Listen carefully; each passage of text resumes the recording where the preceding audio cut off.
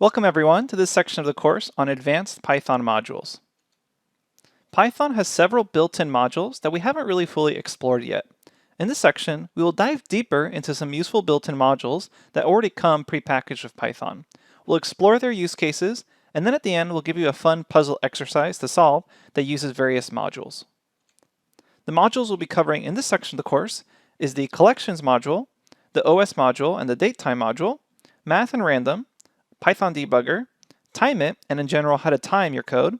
We'll also cover regular expressions and how to search for patterns in text, and then we'll also cover how to unzip and zip files with Python through built-in modules and also modules you can download. Okay, so lots of stuff to cover. Let's not waste any more time and get started. I'll see you at the next lecture.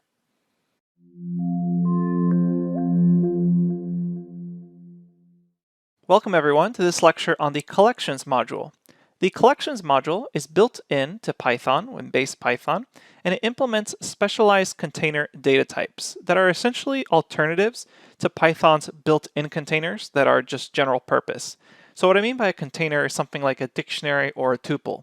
We've already learned how to use normal dictionaries, but Counter has specialized dictionary objects or specialized tuple-like objects. So we're going to learn about these specialized container types. You may not always need these specialized versions, but in certain use cases, you may find them useful. Let's go ahead and open up a notebook. All right, here I am in the Jupyter notebook. The first object I want to show you from the collections module is the counter class. We will import it by saying from collections, import, and then capital C, counter. Let's imagine you have a situation where you have a list and then some unique values in the list, but there's also repeats for these unique values. So I'm just going to make a bunch of 1s, a bunch of 2s, a bunch of 3s, and so on. Now let's imagine I wanted you to get a count of each unique item in this list. For example, I want you to count how many 1s are there, how many 2s are there, how many 3s are there. Well, you currently do have the skills to do this. You'd probably have to create a for loop and then have some sort of dictionary keeping track if you've already seen the number or not. And then if you've already seen it, go ahead and add +1 to the count. If you haven't seen it, create a new key and then add 1 again, etc. So that's actually quite complicated, but Counter can do this for us automatically with a single call. It's super useful in these sort of situations. Simply pass in my list into Counter, and then you get this specialized counter object that has now counted the instances for each unique item in that list. So there's 5 instances of 1, there's 4 instances of 2, and there's 7 instances of 3. And this works if there were strings as well. So let's imagine we have some A's there, and then let's say 3 10s. I'm going to say counter my list, and I can see here it counts that there's 2 A strings and then 3 instances of 10. Notice this looks very similar to a dictionary, and counter is technically a dictionary subclass that essentially just helps count hashable objects. So inside of it, elements are stored as dictionary keys, and the counts of the objects are stored as the values. So kind of this specialized dictionary where the keys are always the object, and then the value is always the count. Now this also works with strings, so I could say counter, and then pass in some sort of string. So let's say AAA, BBB, etc. Run that, and it counts the individual letters. Let's imagine I wanted to count the words in a sentence. Well, I already know this works with lists, so I could split the actual sentence. So let's create a sentence here saying how many times does each word show up in this sentence with a word, or something like that. Well, I know I can simply split this string on the white space to get a list that looks like this, which means I can then call counter on that list, and now I have a count of each word. And I see here words showed up twice. And if I wanted to, I could do something like call lowercase on everything first, then split it in case I wanted to check for capitalized versions. So finally, let's go ahead and show you some common patterns that we will encounter when using the counter object. I will say, let's say letters is equal to a string. Go ahead and put some A's in there, some B's in there, and let's put a bunch of C's and a bunch of D's. There we go. And I'm going to create my counter object. I will just call it C. Notice now I'm actually assigning counter to the result here. And so I check out C, and it tells me the counts. So notice there's 3 A's, 4 B's, 8 C's, and 11 D's. I can do C.tab.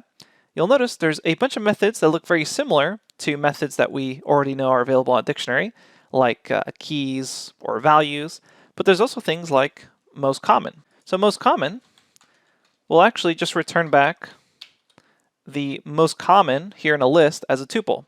So it says D is the most common with 11 instances, C is second most common with 8, B third most common with 4, A fourth most common with 3, and it would keep going. And it's up to you to provide here a number, n, of how many you actually want returned.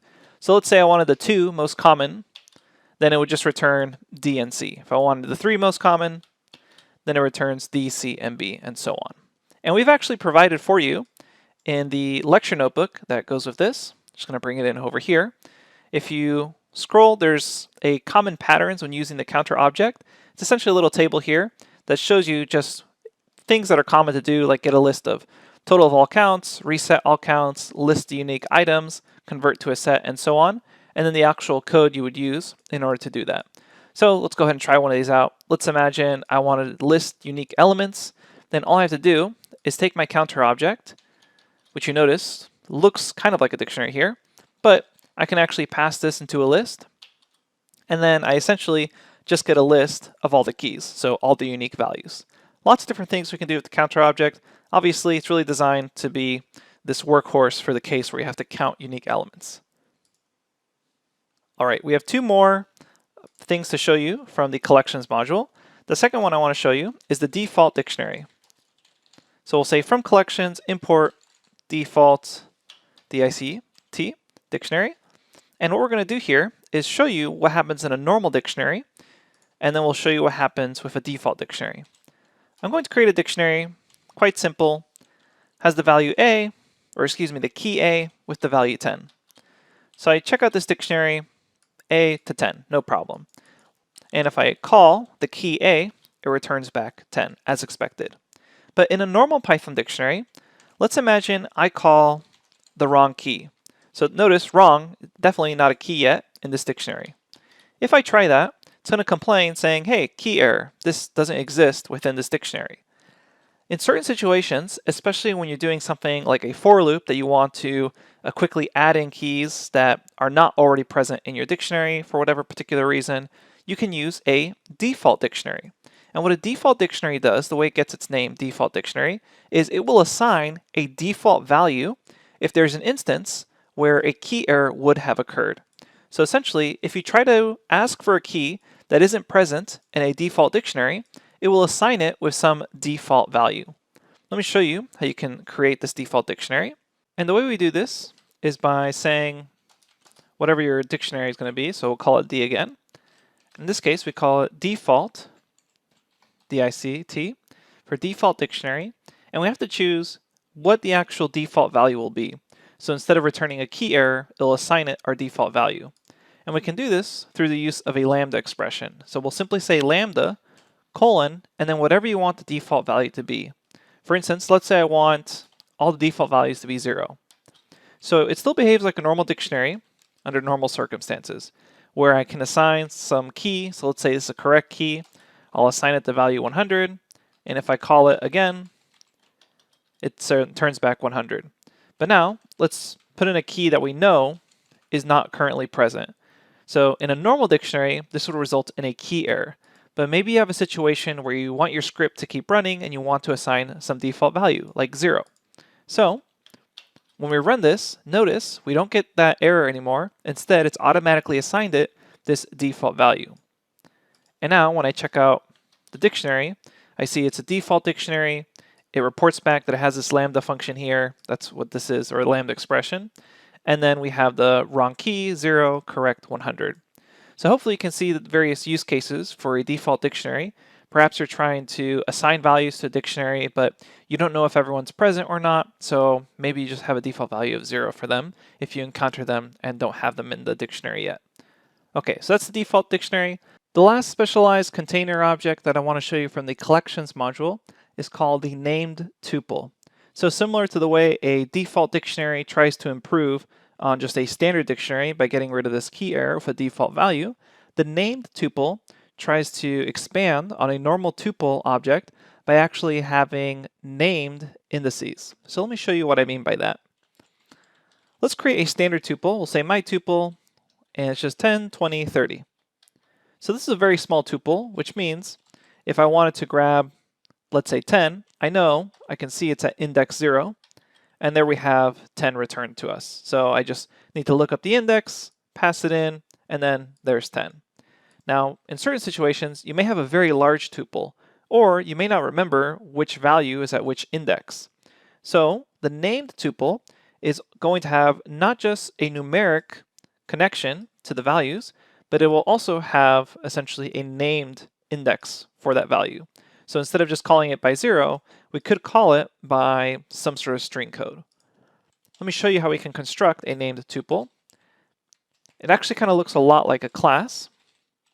So we'll say from collections import named tuple, and let's construct our named tuple, which is almost like constructing a new object using object-oriented programming, or OOP. So we'll say dog, note there's no parentheses here, is equal to named tuple. And then there's two main parameters, which is the type name, what type this will be reported as, and then the field names passed in as a list. So let's go ahead and say that the type is going to be a dog, and then a dog will have an age, a breed, and a name, almost like attributes in a class call. And now I can create instances of a dog object. So note dog here, and what I'm going to do is create a dog called Sammy, and then I'm going to say that Sammy is 5 years old, the breed is a husky, and then the name is just Sam. So we have this variable Sammy. If we check the type of it, notice it reports back that it's type dog. It doesn't report back that it's a named tuple. So if I take a look at Sammy, notice it looks kind of like a mix between an object you would have created with object-oriented programming and a tuple itself. So essentially, it's kind of like this tuple here where you had 10, 20, 30, but notice now there's essentially an association with each value. So it's age for 5, husky for breed, name for Sam, which means I can call these by saying Sammy dot age as if they were just attributes on this. So then I can call for the breed, and then I can call for the name. Now notice if I say Sammy at index 0, I get back 5, which was the same thing as calling Sammy.age. So you can imagine for very large tuples or tuples where you can't quite remember what value is at which index, it might be useful to be able to access them both by calling an index position, such as 0, or by calling it as if it was an attribute, asking for the age. Alright, so that's it for this lecture. You can check out the full documentation online on the collections module. These aren't things you're going to use for every single Python script you ever write. However, there may be certain situations where these can really help you and are more of a convenience for you. So you can check out the full docs online, and I will see you at the next lecture.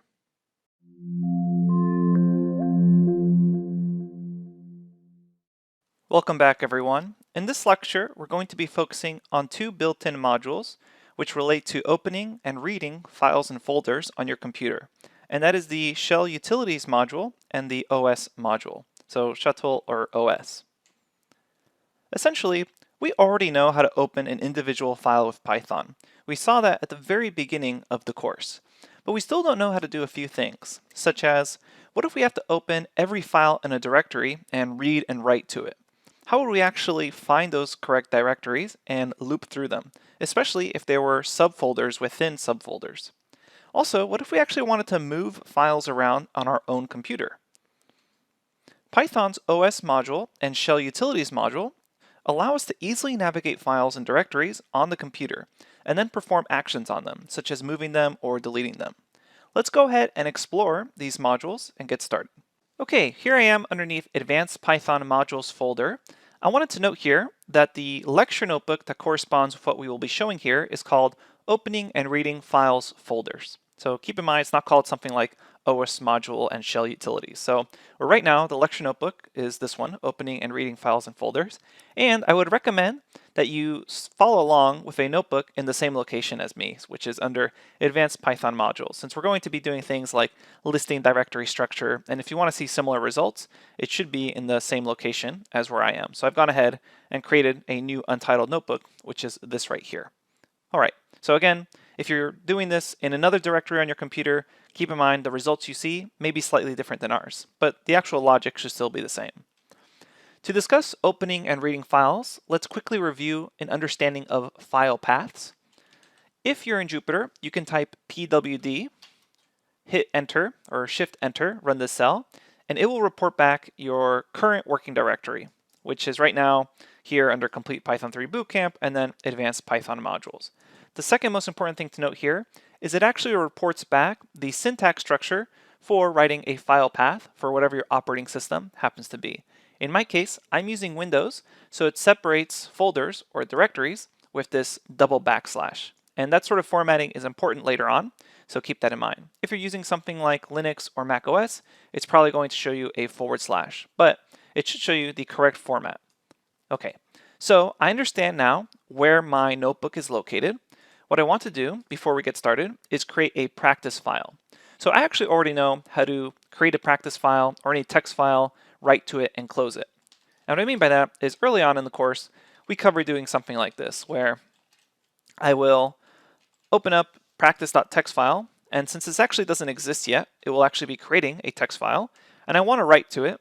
So I will have my mode be write plus, and let's go ahead and write something to this.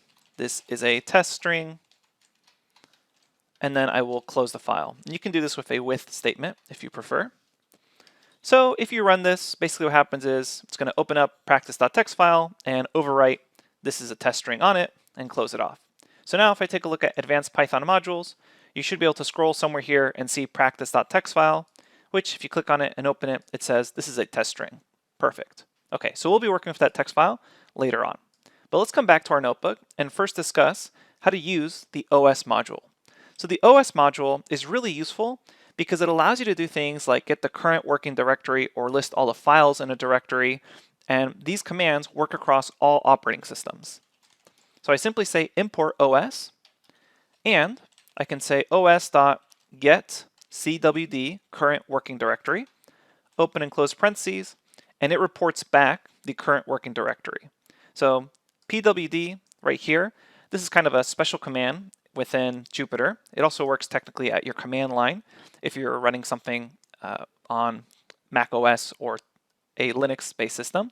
But this os.getcwd, that will work within any Python script. It'll report back your current working directory.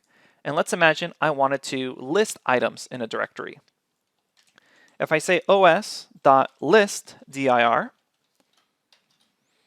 it will list everything in my current directory. So here I can see all the notebooks I had, I can see some folders, the text file, as well as the practice.txt file in my current notebook.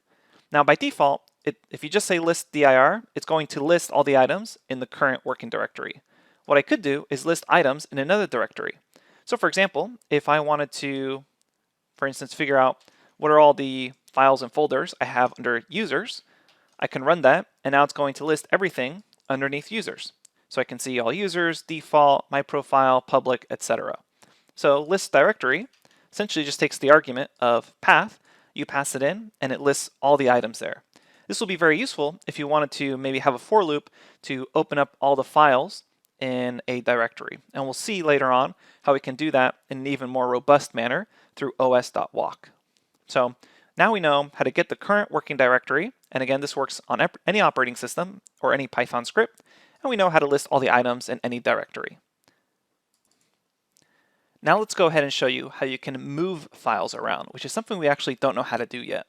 What I'm going to do is I'm going to import the shell utilities module, which is just shutil, and it can be used to move files in different directions, or in different locations I should say.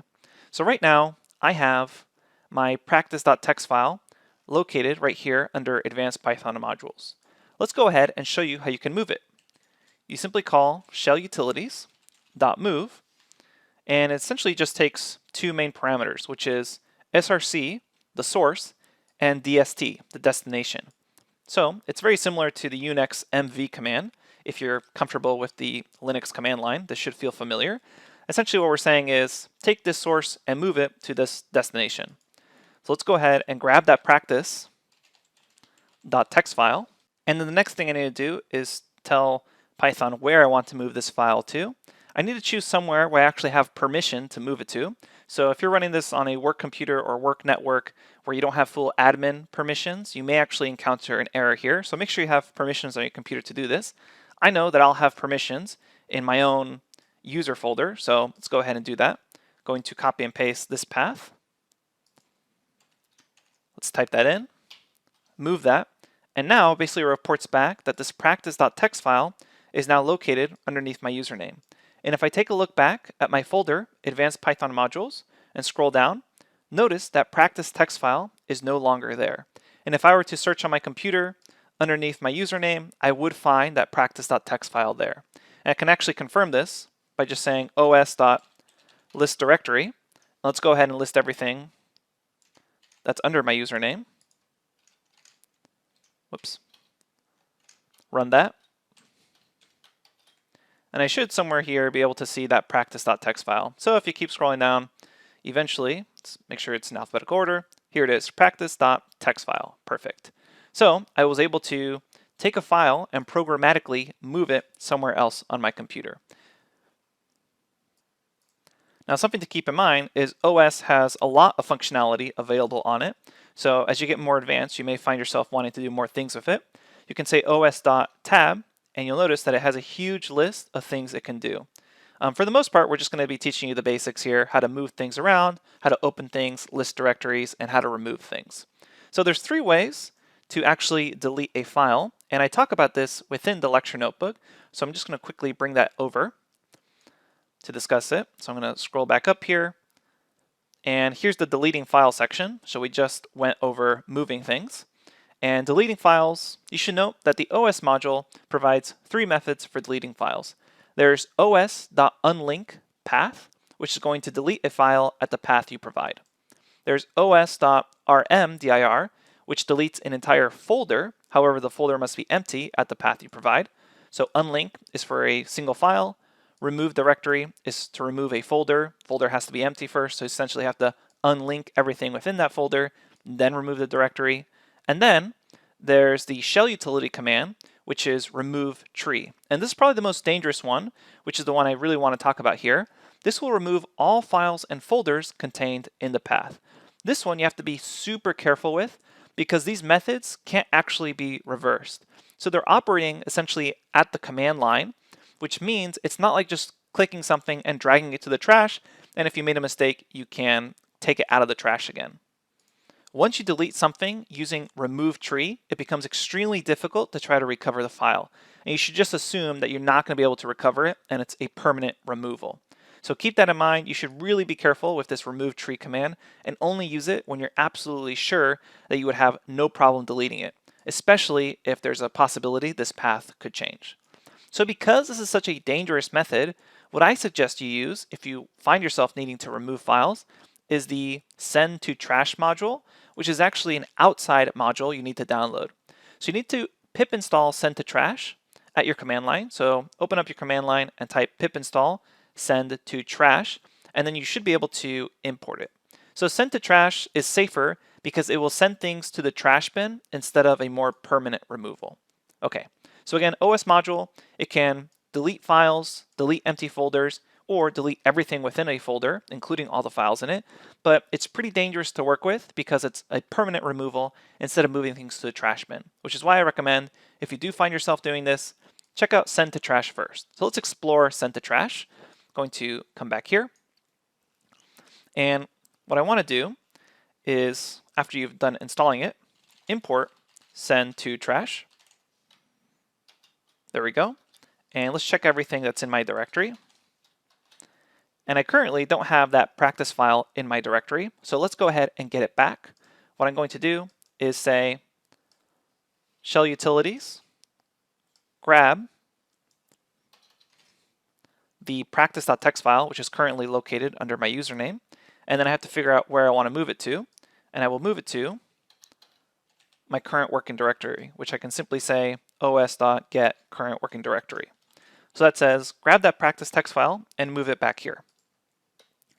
So I run that, it reports back now its location, and if I try to list these directories again, I now see practice.txt file has been moved back to my current location.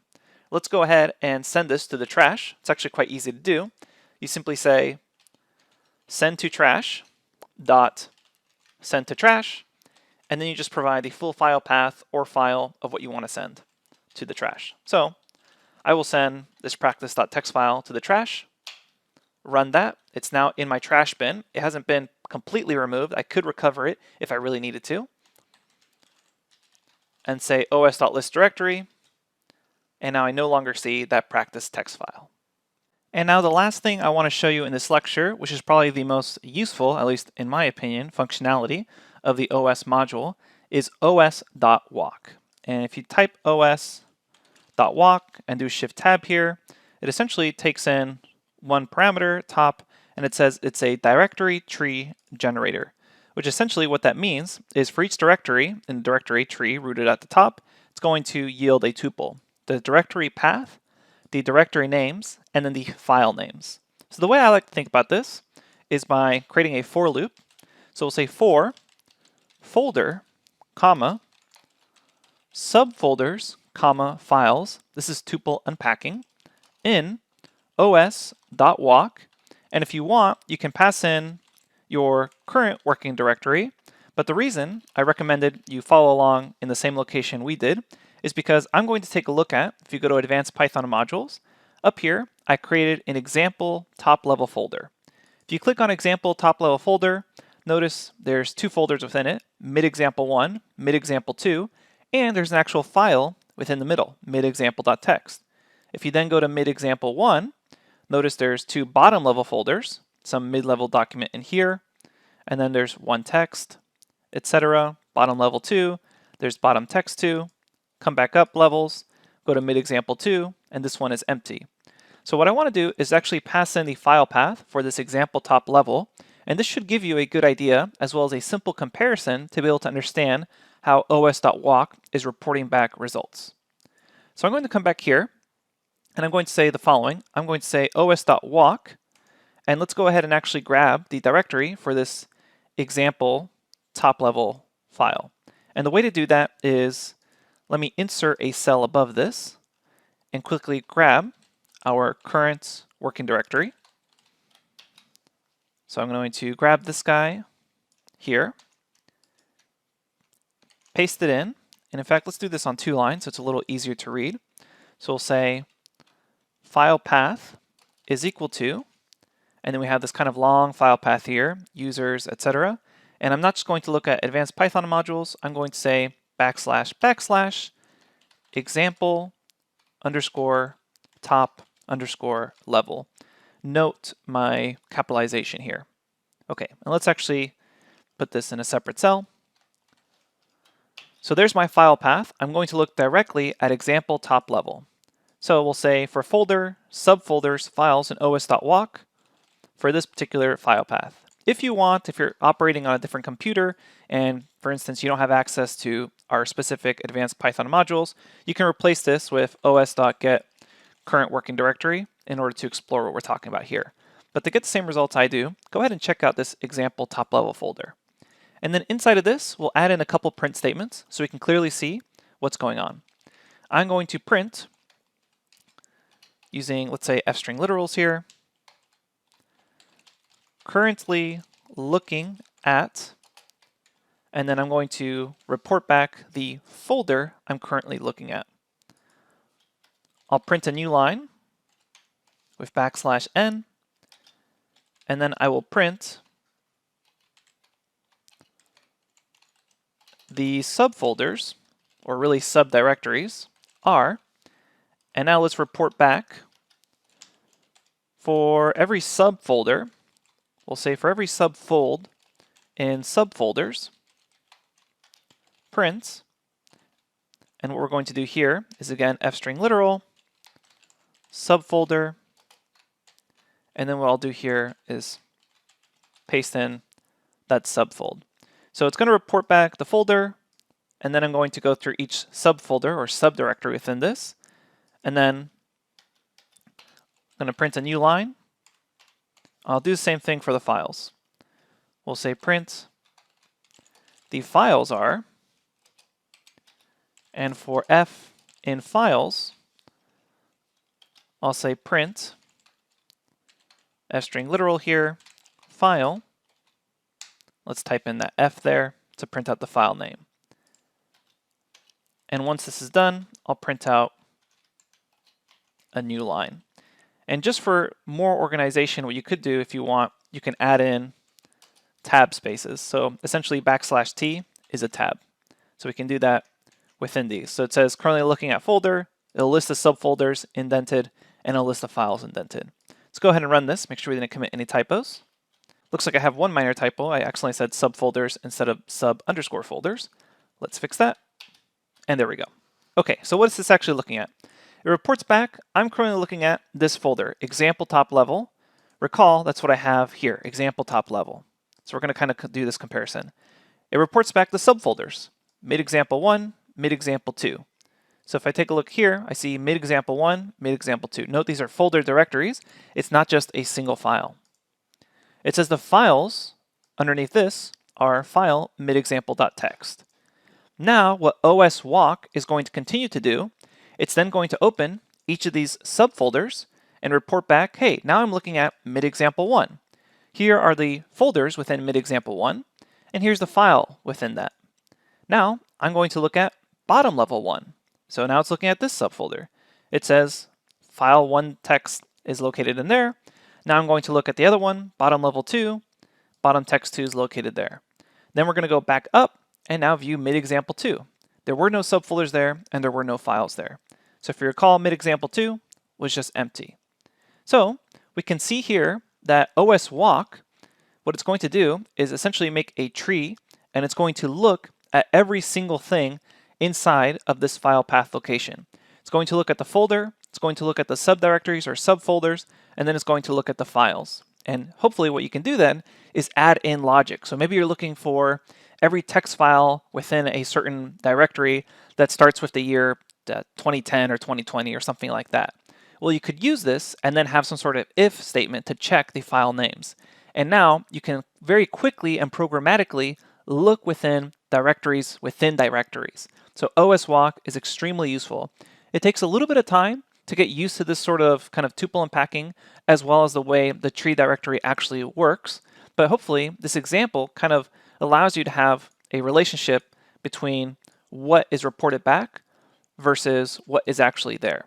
So I would highly recommend you run this on the file we created, example top level, in order for you to make the direct comparison to understand how it's looking at files, subdirectories, and the actual raw files. Okay, if you have any questions, feel free to post to the Q&A forums. I'll see you at the next lecture.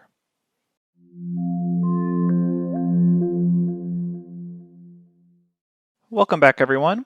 In this lecture, we're going to give you a brief tour of the datetime module, which essentially allows you to create objects that have information not just on the date or the time, but also things like time zone and operations between datetime objects, such as how many seconds have passed or how many days have passed.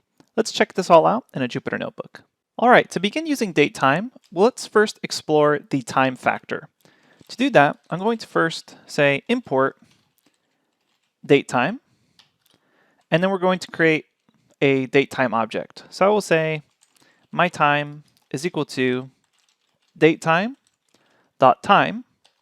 And if you do shift tab here, you'll notice it takes a couple of arguments: an hour, a minute, a second, a microsecond, and then time zone information. If you do not provide certain information, it's just going to automatically fill it in. For example, let's only provide the hour and the minute.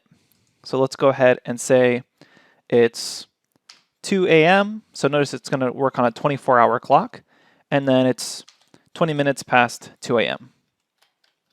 So now, if I take a look at this my time object, and I hit .tab after I've defined it, I can actually access things like the minute. So this is an attribute, and I can see the minute portion is 20 minutes. And I can check that the hour portion is 2 hours. Again, this is running on a 24-hour clock. So if I actually just print out my time, it's going to print out 2:20, and then it'll automatically fill in the seconds with 0. Let's imagine I only defined hour 2, and I rerun this. It'll automatically fill in minutes as zeros, hours 2, and when I print the time, it says it's just 2 o'clock. Everything's kind of filled in with zeros. Now, this can actually go up to microseconds. So you could, if you wanted to, give microsecond level information. So in this case, it'll automatically fill it in as 0. But if you did want that sort of information, you would just keep going through the levels. So hour, minute, second, microsecond, and even time zone information.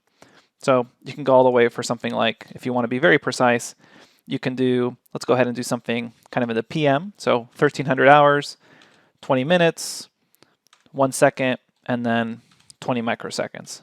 So if you run this, you can see we get all that information back, and you'll notice that it continues on with the microseconds. If you don't define microseconds, it won't bother to display them for you. And again, microseconds typically are using that in a more scientific setting. Okay, now we saw that this time instance, if we check out what type of object my time is, it's a statetime.time object. So it only holds values of time. It has no date associated with this. What we could do, though, is add in date information using a date object or a combined datetime object. So let's begin exploring date objects themselves. To do this, I'll say today is equal to, then we'll say datetime.date. And if I wanted to, here's where I could begin defining the year, month, and day.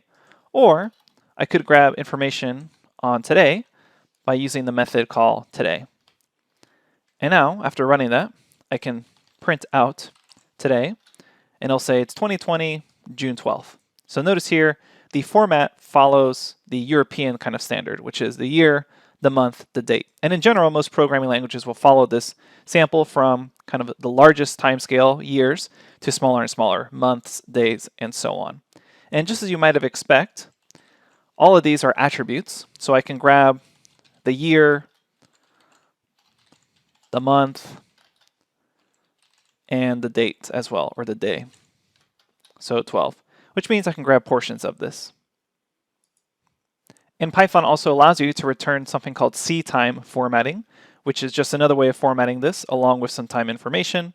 So I can say, go ahead, grab today, call ctime on it, and it'll print it out in this format where it will give you the day in 3 letters, the month, the date itself. If you added time information, which we'll show you how to do in just a second, it'll be there, and then the year itself. So sometimes certain databases store time in this format, so it might be useful. So let's say now you don't just want date information, and you also don't want just time information. You actually want date time information, so information that combines both of these. You can say from datetime import, and this is where it looks a little weird. You actually import datetime from datetime because the object happens to be the same thing or called the same thing as the module because it combines both date information and time information. And if we take a look at datetime, notice now it takes in both year, month, and day, as well as everything from hour, minute, second, microsecond, and time zone information. So all of that now is available to you. So I could do something like, let's see, the year 2021, let's say October 3rd, and then I can continue on to the actual hour. I can say it's going to be 1400 hours, 20 minutes, and let's say 1 second. And now I can see I have this datetime object. So I can say my datetime is equal to this. And now I can call all that information, or I can just print it out. So we run this and we see the information printed out here. Again, going from the largest timescale, year, down to the smallest, month, day, hour, minute, second, and so on. Now, for some reason, you made a mistake or you need to do some sort of replacement.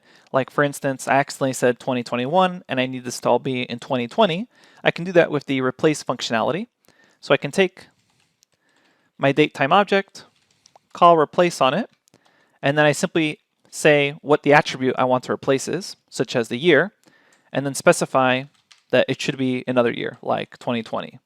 We run that, and now it returns back the same information, but with whatever you want to replace, replaced. And what I could do is then update it. So this doesn't actually happen in place. I'd have to say my date time is now equal to this. And now when I print my date time, it's supposedly fixed if that's what I needed to fix. So you can use the replace parameter or method call in order to do that to your current dates.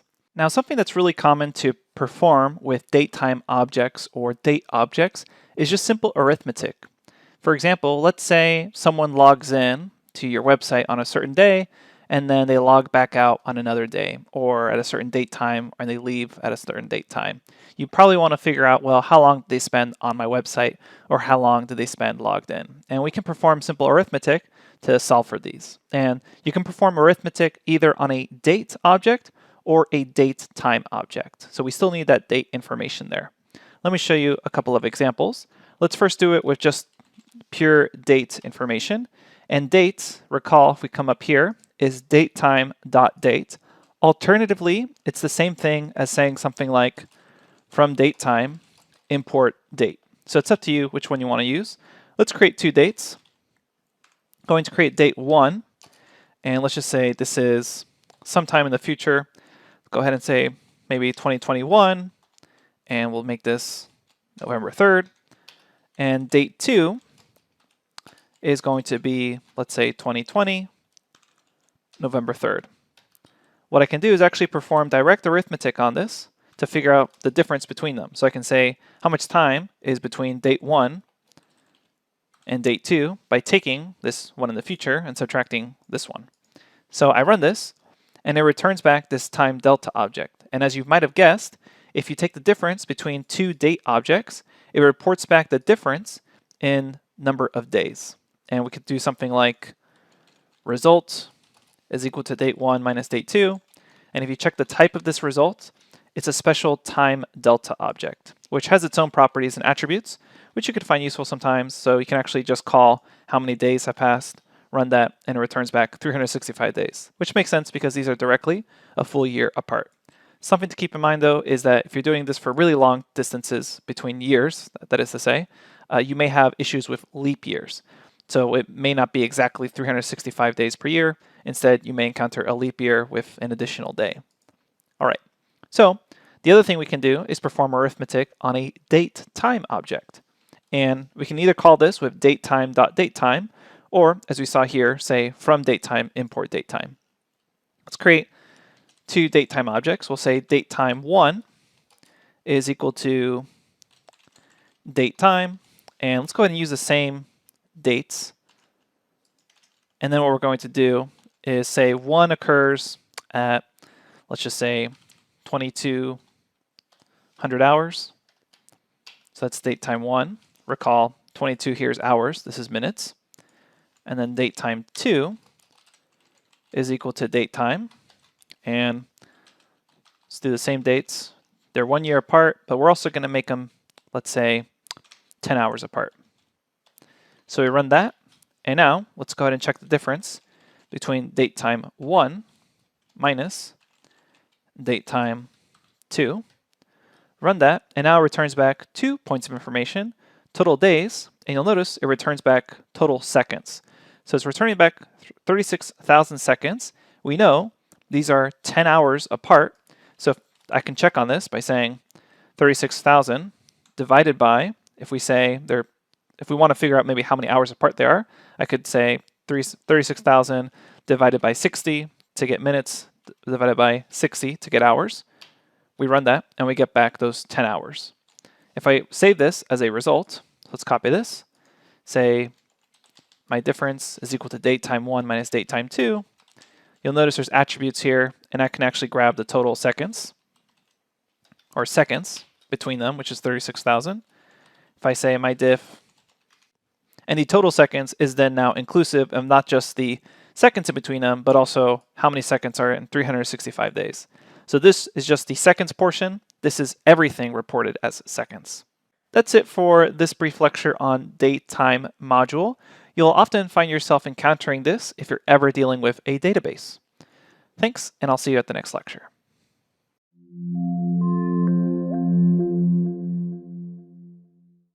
Welcome back, everyone. In this lecture, we're going to discuss two built-in modules. One is the math module. It's essentially just a module that holds a ton of useful math functions. We won't go through every single one, but we'll show you how to find them. And then there's the random module that contains a lot of mathematical random functions, as well as random functions for grabbing a random item from a Python list. We've actually already seen a little bit of random with random shuffle, but let's explore these in more detail. You can check out the links in the lecture notebook if you're looking for a link to the documentation online, or you can just Google search Math Python module and your first link will be the official documentation. Let's head over to a Jupyter Notebook. All right, here we are at the Jupyter Notebook. Let's go ahead and start off with the math module. Going to import math. And if you want to figure out what's available to you in math, you can actually just call help math, and it'll describe that this module is always available and essentially has a bunch of mathematical functions available. It's everything from trigonometric functions like arc cosine or hyperbolic cosine or inverse hyperbolic cosine, all the way to simpler things like taking the floor of a number, essentially just taking the largest integer that is less than or equal to x, and so on. We're going to explore just a couple of these functions, and the rest I'll leave it up to you if you ever need them to just look it up in the documentation. But just always keep in mind that if there's a basic mathematical function that is common enough to be found in any mathematics textbook, it's probably available to you inside the math module. You just need to say from math import whatever function you're looking at, or just call math.function. So let's go ahead and check this out. So let's see how we can round numbers. If we have a value called 4.35, for instance, there's a couple different ways we can do this. Using the math module, I can say floor, which essentially is going to bring this down to the integer that is less than or equal to the value. So that should be 4. And then I can do ceiling. So if I said math.ceil for ceiling, it essentially works the other way, giving you the next integer up. So it essentially rounds up regardless if it's closer or not to that floor value. If you want essentially a true rounding, so you can call round. It's actually built into Python itself. It's not part of the math module because it's common enough to use. So if you just say round 4.3 or 4.35, since it's closer to 4, it will round it down. And if you do something like round 4.5, which is kind of right in the middle, it'll go to 4, but notice what happens if I say round 5.5, it goes to 6. So what's actually happening here? Why is one going down and one going up? It's because in general, you want to choose to always round to either all evens or all odds when you're starting to, for instance, create some sort of set of rules. And the reason for that is if you always chose to round down when it came to a 0.5 split, something right in the middle, then all your estimates over time would be lower than they should be. Or if you always chose to round up, then over time, all these rounding errors would be higher than they should be. If you choose a rule based off a number being even or odd, then you start to even itself out because you'll round down as many times, hopefully, as you round up. So that's why you'll see this round at 0.5 go towards the even numbers, like 4 and 6, when it comes to some split right down the middle. Okay, let's show you how you can grab mathematical constants. So you can call these right off of the math library, such as mathpy, and that gives you the mathematical constant pi, or if you want, you can say from math, import pi, and then just use something like pi in your code. There's also e, very common number, and there's representations of things like infinity or not a number. So math, infinity, or math, not a number. Something I also want to point out, if you find yourself that you're working with heavy enough mathematics that you're going to be using math.infinity or math.not a number, you may want to check out the NumPy library. That's NumPy. Check it out online. It's a library specifically designed for numerical processing, and it's highly efficient and goes much deeper than Python's built-in math module. But for our use cases in this course, the math module is more than enough. Finally, let's go ahead and see how we could do logarithmic values with the math function. So here we have math e, so we have 2.71, and if you take the log base e of math e, it should give you 1. So what does this actually mean? Essentially, it's just the base to the power of some n is equal to the variable you provide. So let me show you this by showing you how to create a custom log base. So I will call math.log. You'll notice it provides an x, and it's up to you to provide a base. Return the logarithm of x to the given base. So if I say 100 is x base 10, it returns back 2. So what is that actually solving for? It's solving for what number do I have to take 10 to the power of in order to get 100. So that means I'd have to do 10 to the power of 2 to get 100. So if you're not familiar with logarithmic, just mathematics in general, then you probably won't be using this in Python anyways. And finally, there's trigonometric functions, another really useful one. You can take math sine of some number, it returns it back. In radians, if you want to turn it into degrees, you simply say math.degrees. It can convert something from radians into degrees. For example, pi over 2 in degrees is 90 degrees. Or math radians, 180 degree in radians, let's make sure we spell that right, is going to be equal to pi. Again, that's just basic trigonometry, and that's all within the math module that's built into Python. Let's move on and discuss the random module. The random module allows us to create random numbers, and we can even set a seed to produce the same random set every time. Now, an explanation of how computers attempt to generate random numbers is really beyond the scope of this course because it actually involves some pretty high-level mathematics on how computers use what are known as pseudo-random number generators. Now, I've linked 2 Wikipedia articles in case you are interested in this in the lecture notebook. So if you check out the lecture notebook, let me bring it over real quick. When we discuss the random modules, there's 2 useful links here. One is discussing pseudo-random number generators. It's a really interesting field of mathematics, really interesting history on how you can actually get a computer to show something that looks random, as well as random seed, which is then how can you get the same batch of random numbers if you want to test the same code over and over again. So let's go ahead and start trying to understand a seed. Let me bring this back over here. To begin, I'm going to import random, and let's start by checking out the random.randint. So if we check out what this function does, it just returns a random integer in range a and b, and it includes both endpoints, which means if I type in right here 0 and 100 and run this, it's going to return back some random integer. If you ran this, it's more than likely than not that you got a different number than I did. It's basically a 1% chance that you got the same number I did. And every time you run this, you'll notice you start getting back a different random integer. It's possible that you get the same one in a row, but that's 1 over 100 times 1 over 100 chance. Okay, so we know we can produce random integers. However, what if I'm testing a code script and I want to make adjustments to this script of code, but I want to test it on random numbers, but the same batch of random numbers? This is where the seed comes into play.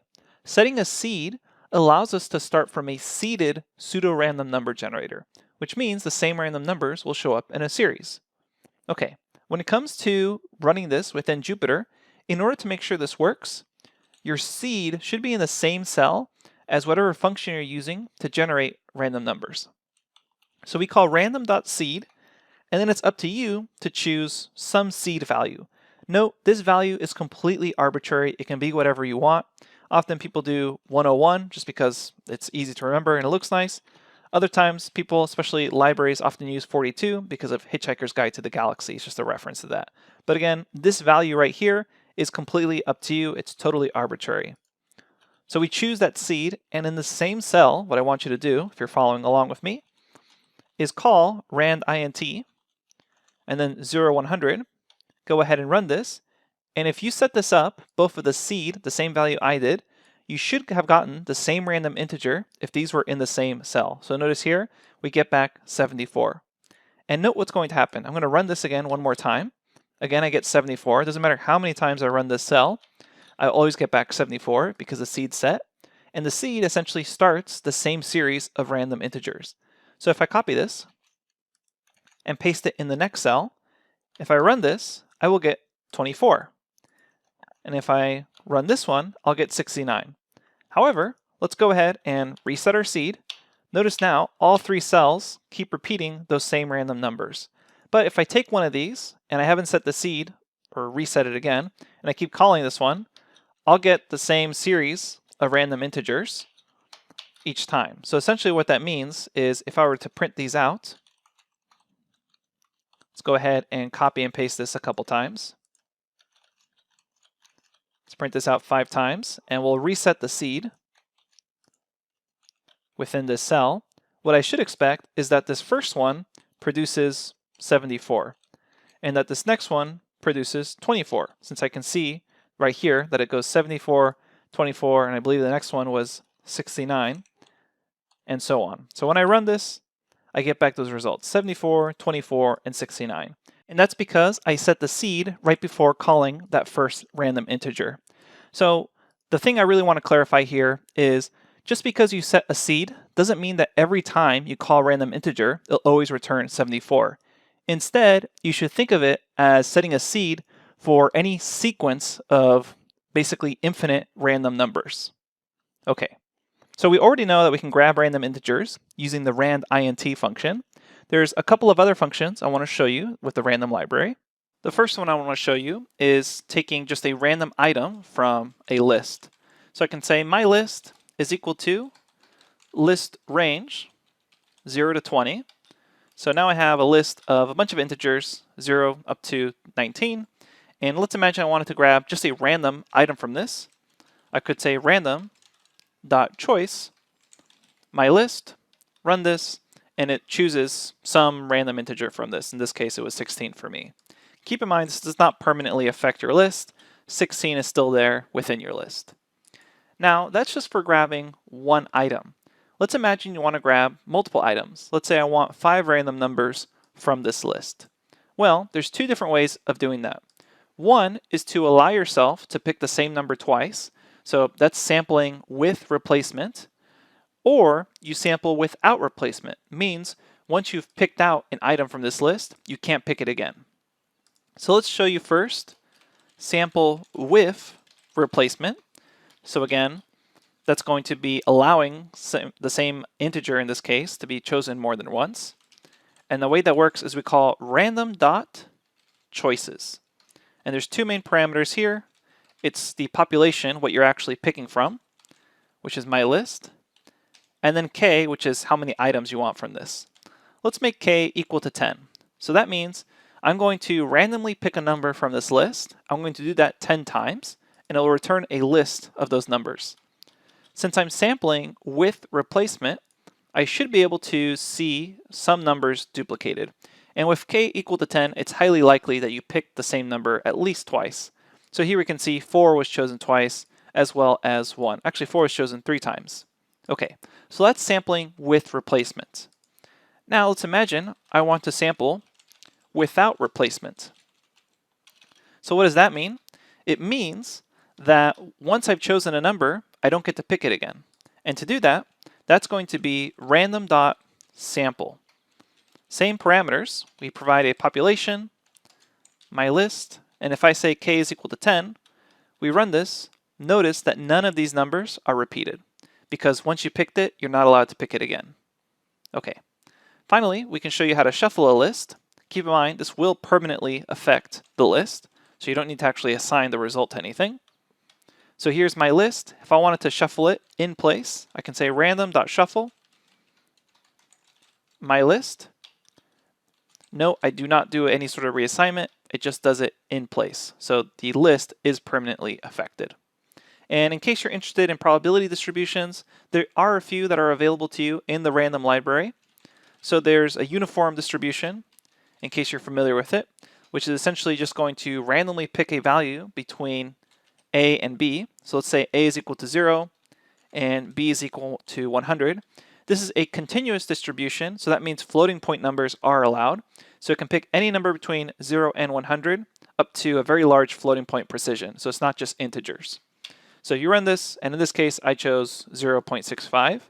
And the reason that it's called uniform is because every number between 0 and 100 has the same likelihood of being chosen. Now there's also a normal or Gaussian distribution that you can choose. So that's callable by random.gauss. And this takes in a mean and a standard deviation. If you're not familiar with that, then don't worry about it. You probably wouldn't be using this if you don't know what a normal distribution is. But in case you do know, you should be aware that it is available to you within Python's built-in random module. This is a Gaussian or normal distribution centered at 0 with a standard deviation of 1. We run that and it picks just some random value from that.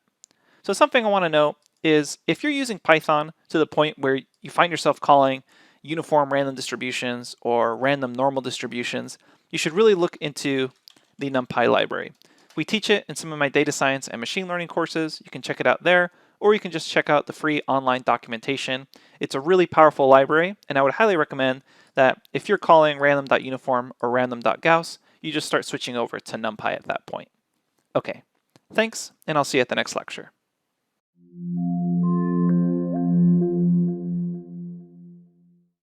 Welcome everyone to this lecture on the Python debugger. When trying to figure out what errors there are in your code, you've probably used the print function to try to track down the error by printing out variables within your Python script. Fortunately, Python comes with a built-in debugger tool that allows you to interactively explore variables within mid-operation of your Python code. Let's check it out by hopping over to a Jupyter Notebook. Okay, here we are in the Jupyter Notebook. First, what I want to do is to show you an example of an error and then how you would try debugging it with just using print statements versus how the Python debugger can be kind of a more powerful interactive tool for you. Let's begin by having, let's say, a list. So we'll say X is a list, 1, 2, 3. Y will have that just be 2, and then Z, let's have that equal to 3. And in the same cell, I'm going to say result is equal to Y plus Z, and let's go ahead and say result 2 is equal to X plus Y. Whoops, that should be X. There we go. All right, so notice here, this should induce an error because while I can add two integers together, it doesn't make sense for me to try to add a list with an integer. It doesn't make sense to say 1, 2, 3 as a list plus 2.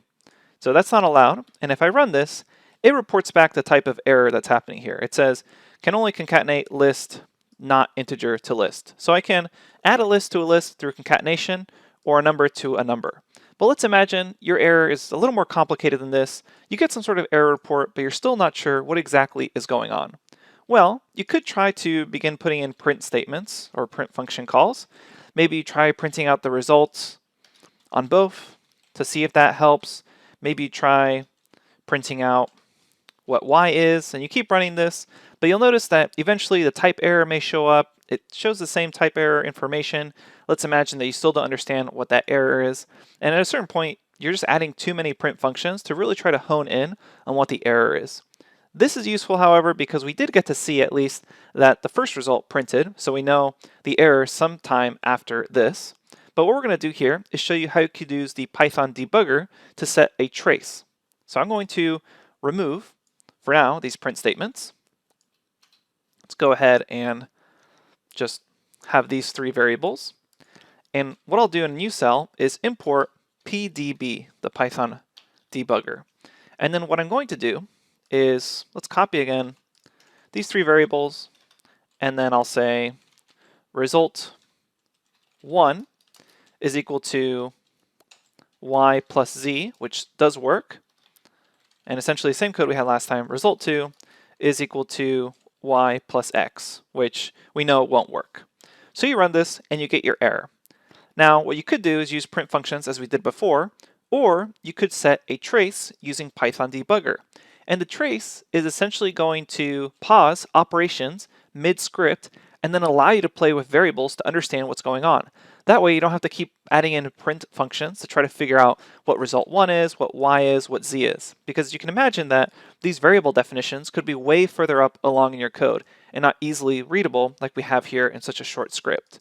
So what I'm going to do is I'm going to set a Python debugger before my error. So note that the type errors will report what line the error occurs on. So this is occurring on line 7. And what we're going to do here is right before this result 2 is equal to Y plus X, I'll set my trace. So you should be setting your trace before the error line. So let's go ahead and set our trace by saying P db.set_trace, open close parentheses. And let's see what this actually does. Okay, so you just ran that, and now it says Python debugger set trace, and you'll notice it says XYZ, result 1, and so far we haven't actually printed anything out, but we do know that result 2 is going to give us an error. So what does the Python debugger allow us to do through this little interactive environment? Well, it allows you to actually explore and call variables at this point in time. So I know that I'm currently at this line right before result 2 because I set the trace there.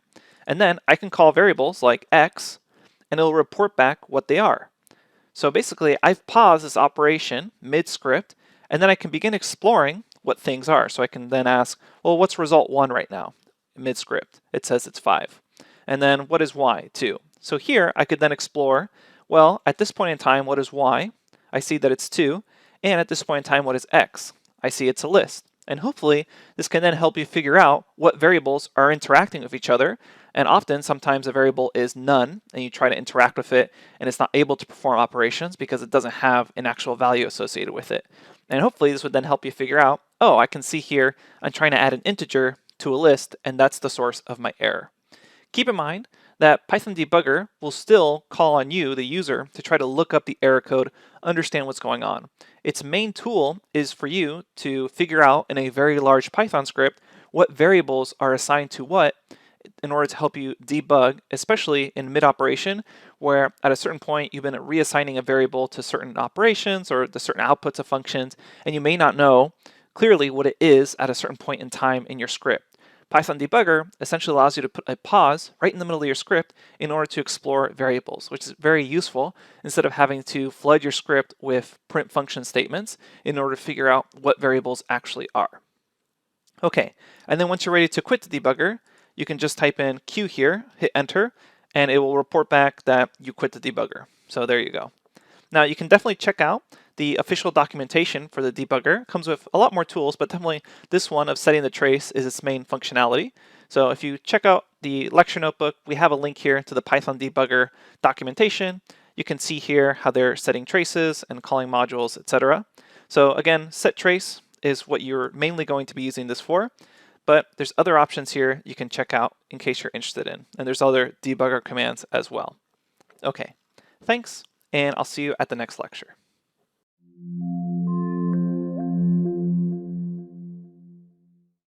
Welcome back to this series of lectures on regular expressions, and this is part 1. We already know that we can actually search for substrings within a larger string with the in operator. Here's a very simple example. I could check if dog is within a larger string of text by saying the string dog in my dog is great. And in this case, it would return back true. Now we can already see this has severe limitations. We need to know the exact string we're looking for, and we need to perform additional operations to account for things like capitalization and punctuation. So what if we only want to search for a pattern structure of a string we're looking for? That is to say, what if we know that we're looking for an email, but we don't know the exact email we're looking for? We're just looking for all the emails within a document. Or we're looking for something like a phone number, where we know the general structure of the way a phone number is presented, but we don't actually know the exact phone number we're looking for. This is where regular expressions, or regex for short, allow us to search for general patterns in text data. For example, let's go back to that email. We know that a very simple email format could be something like user@email.com. And we know in this case, for this very particular domain, if I wanted to find all the emails within a very large document of text, I know I'm looking for some pattern of text@text.com. So essentially what we're looking for is what we don't actually know exactly or precisely. That is, I know there's going to be some text for the username, and I know there's some sort of domain name, and then I have the things that I'll assume I do know. In this case, I will assume that there's an @ in between the user and the domain, and in this case, I assume the domain name ends in .com. I know there's other domain names, .io, .xyz, etc. But for this particular pattern, let's say I'm only looking for emails that end in .com.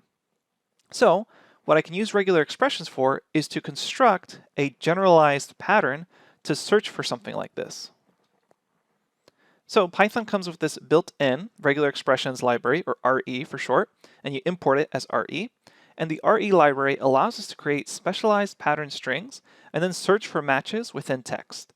And the main point I want to get across right now is the primary skill set for understanding regular expressions is really understanding the special syntax for these pattern strings. And I don't want you to feel like you need to memorize all these patterns.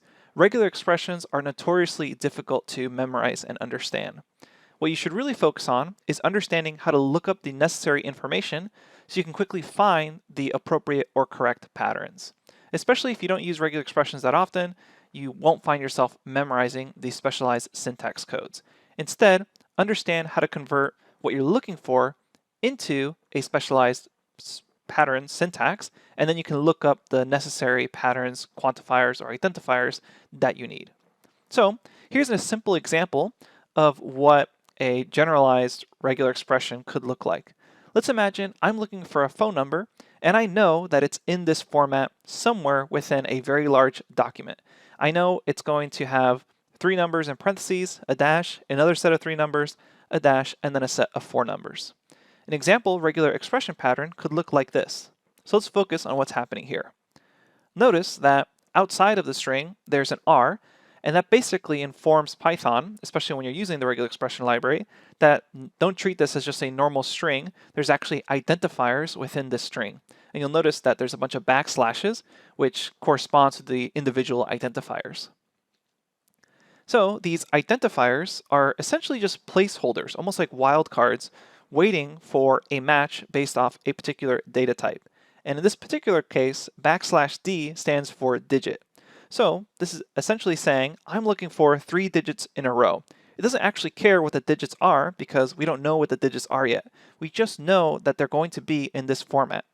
And then you'll notice the other strings that are present are the format strings themselves. I know there's going to be parentheses, I know there's going to be a dash, I know there's going to be another dash there. And those, you'll note, don't have a backslash associated with them because they're not an actual identifier for a regular expression. We're actually looking for that exact string.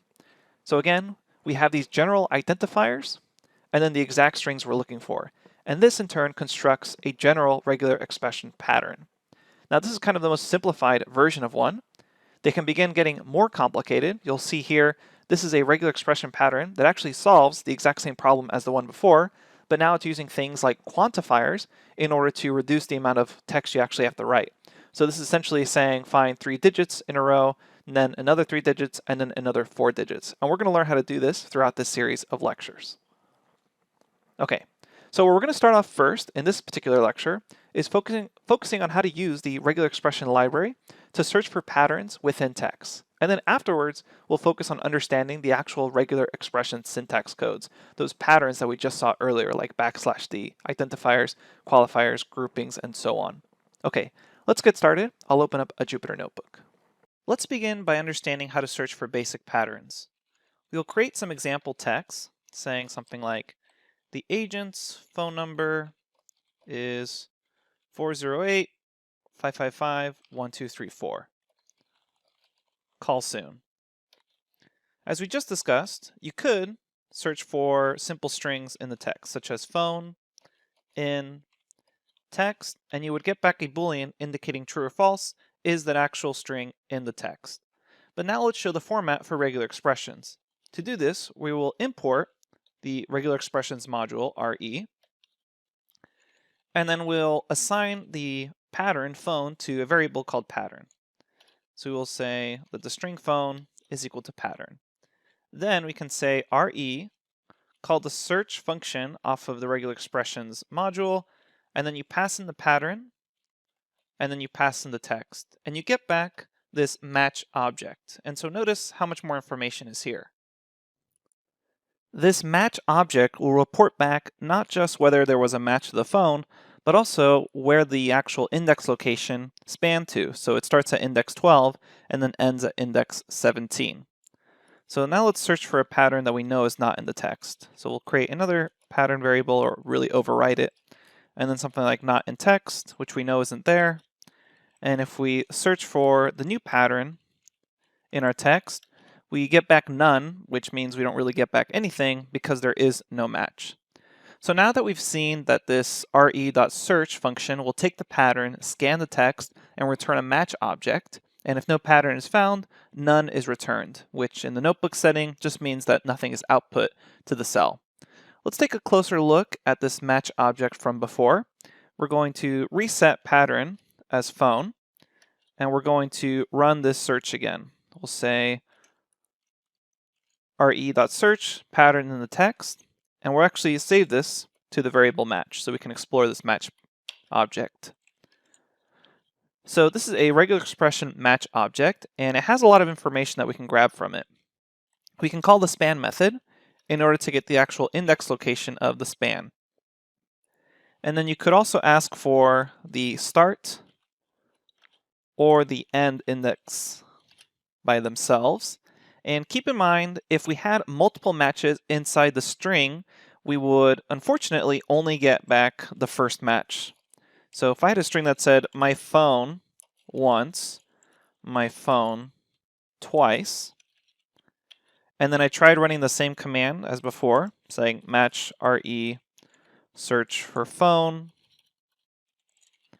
inside of this new text, and then I check the match itself, it only turns back one span, 3, 8, because that's the first match right here. If I want to find multiple matches or all the matches, I can use the find all function instead. So I can say matches is equal to re find all, and I will search for, again, phone in that text. And then if I check my matches, I get back this list of how many matches I had. So if we wanted to check how many matches there were, I could get the length of this list. And if I want to get back actual match objects, then I use the iterator. So to show you what I mean by that, I can say for match in re find, and instead of find all, I can say find iter, and then pass in whatever pattern I'm looking for. So I could be looking for phone again, and then pass in the text I want to search. And what this does is it iterates through this text and then returns each match object that's found. So just like before when we were using search, we returned back the first match object, essentially indicating where we first matched up. If we use find all, it just returns back a list of the strings themselves. If I want to kind of combine these two by iterating through the text object and then finding every single match object, I use find iter. So you're going to need to essentially use a for loop with this to iterate. So we're saying for match in re.findIter, you pass in the pattern and the text you want to search for, and then you can print out the actual match object, and then we get back the match objects. And you can do whatever you want with these match objects. For instance, if you were just interested in the spans, you could call the span method off of it, run that, and it will return back the spans. Now, if you wanted the actual text that matched, all you need to do is use the group method. So you could say here, group, and that returns back the actual text that matched up that you were searching for, essentially what you get back when you use find all. So far, we've been able to realize the critical functions of the regular expressions module, and that is the search function, where again you just pass in a pattern and the text, and it returns back the first match object. The find all function, which again, pattern text, and it returns back just the list of matches indicating the strings that matched. And then the find iter, which is essentially a combination of these two, where you go through the entire string and you return back match objects for the actual pattern you're searching for in the text. Then you can call any methods you want off of that match object. What we haven't discussed yet is the actual special regular expression syntax for general patterns. Right now, we've only been searching for basic strings. Up next, we're going to discuss how to build these special identifying regular expression pattern codes. I'll see you at the next lecture.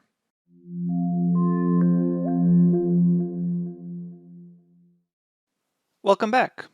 Now that we've learned how to actually do a pattern search using the regular expression library, it's time to continue our understanding with being able to build out these actual patterns with identifier syntax. So we'll look at a table and see how we can convert the items in that table to actual patterns.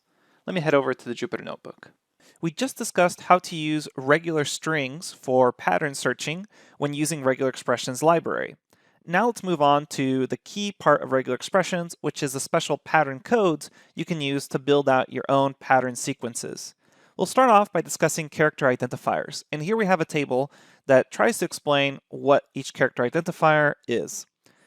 Basically, you'll have special character identifiers that start off with the backslash code and then a letter indicating what character you're referencing. So to start off, we can look at this example, \d, and this description is a digit. Essentially, you would have this as a placeholder for any digit. So in your example pattern code, you could have a string file underscore \d, and it would look for anything that holds that pattern, file underscore, and then 2 digits following it. For example, file underscore 25 would match this pattern code. Here we can also see there's alphanumeric, basically indicating letters or numbers, so alphabet or numerical, and that's \w, and this is what an example pattern code could look like, \w dash and then 3 \w's. And that basically says any letter or number followed by a dash and then followed by 3 letters or numbers. And alphanumerics also include things like underscores, so keep that in mind. Then there's white space. So if you're particularly looking for white space in the pattern, you can say \s, and that indicates a placeholder for white space. So an example pattern code for that would be the letter A, \s, the letter B, \s, letter C. And what this does is it indicates that you're looking for A, white space, B, white space, C. So here we have an example match. There's also a non-digit character placeholder, which is \D, and you can think of the pattern here as lowercase is a digit of lowercase d, and then uppercase d is a non-digit. So you can see how these are related to each other. And \D, where they're all uppercase, is going to match up with, for instance, this pattern, ABC, because none of these are digits, and they're all in a row with each other.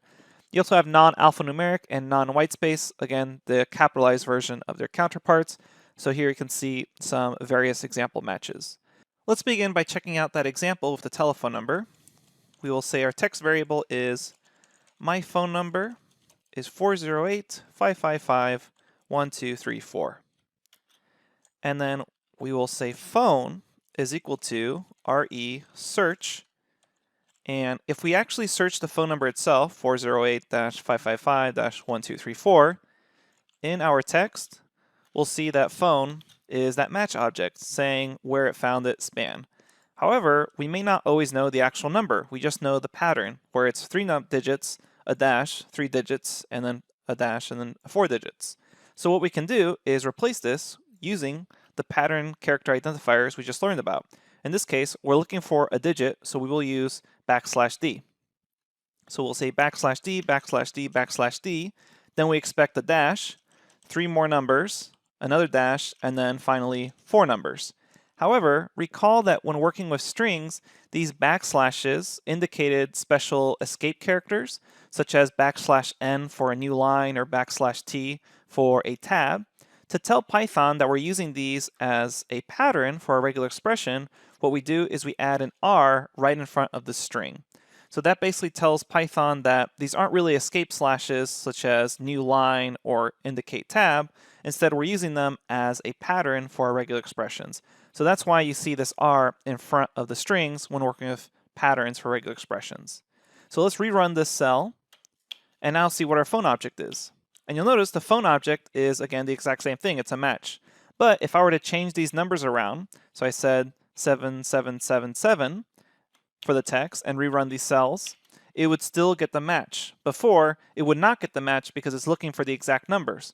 Here instead, we're doing a smarter approach where we're actually searching for the pattern itself. And if you ever wanted the actual number, you could say the phone object here, you see the span, and if you call the group method we discussed earlier on it, it returns the actual piece of string that matched. So this is how you could actually grab that phone number itself. Now notice what we did here. For every single digit in this phone number, we wrote a \d. But what if we were looking for a pattern that included 20 digits or 100 digits? We wouldn't want to have to write \d 20, 50, or 100 times. For this reason, we can use quantifiers to indicate repetition of the same character. So we already know our character identifiers. Now let's learn about the quantifiers, allowing us to not have to write these multiple times. So here we have the quantifiers table, and basically the way the syntax works is you stick your character identifier, and then immediately after it you stick this quantifier if you want to indicate a certain quantity. So you have various quantities you can choose from. There's the plus symbol indicating that the character identifier occurs one or more times. So an example of this pattern code could be version \w, so that's alphanumeric, dash \w alphanumeric plus.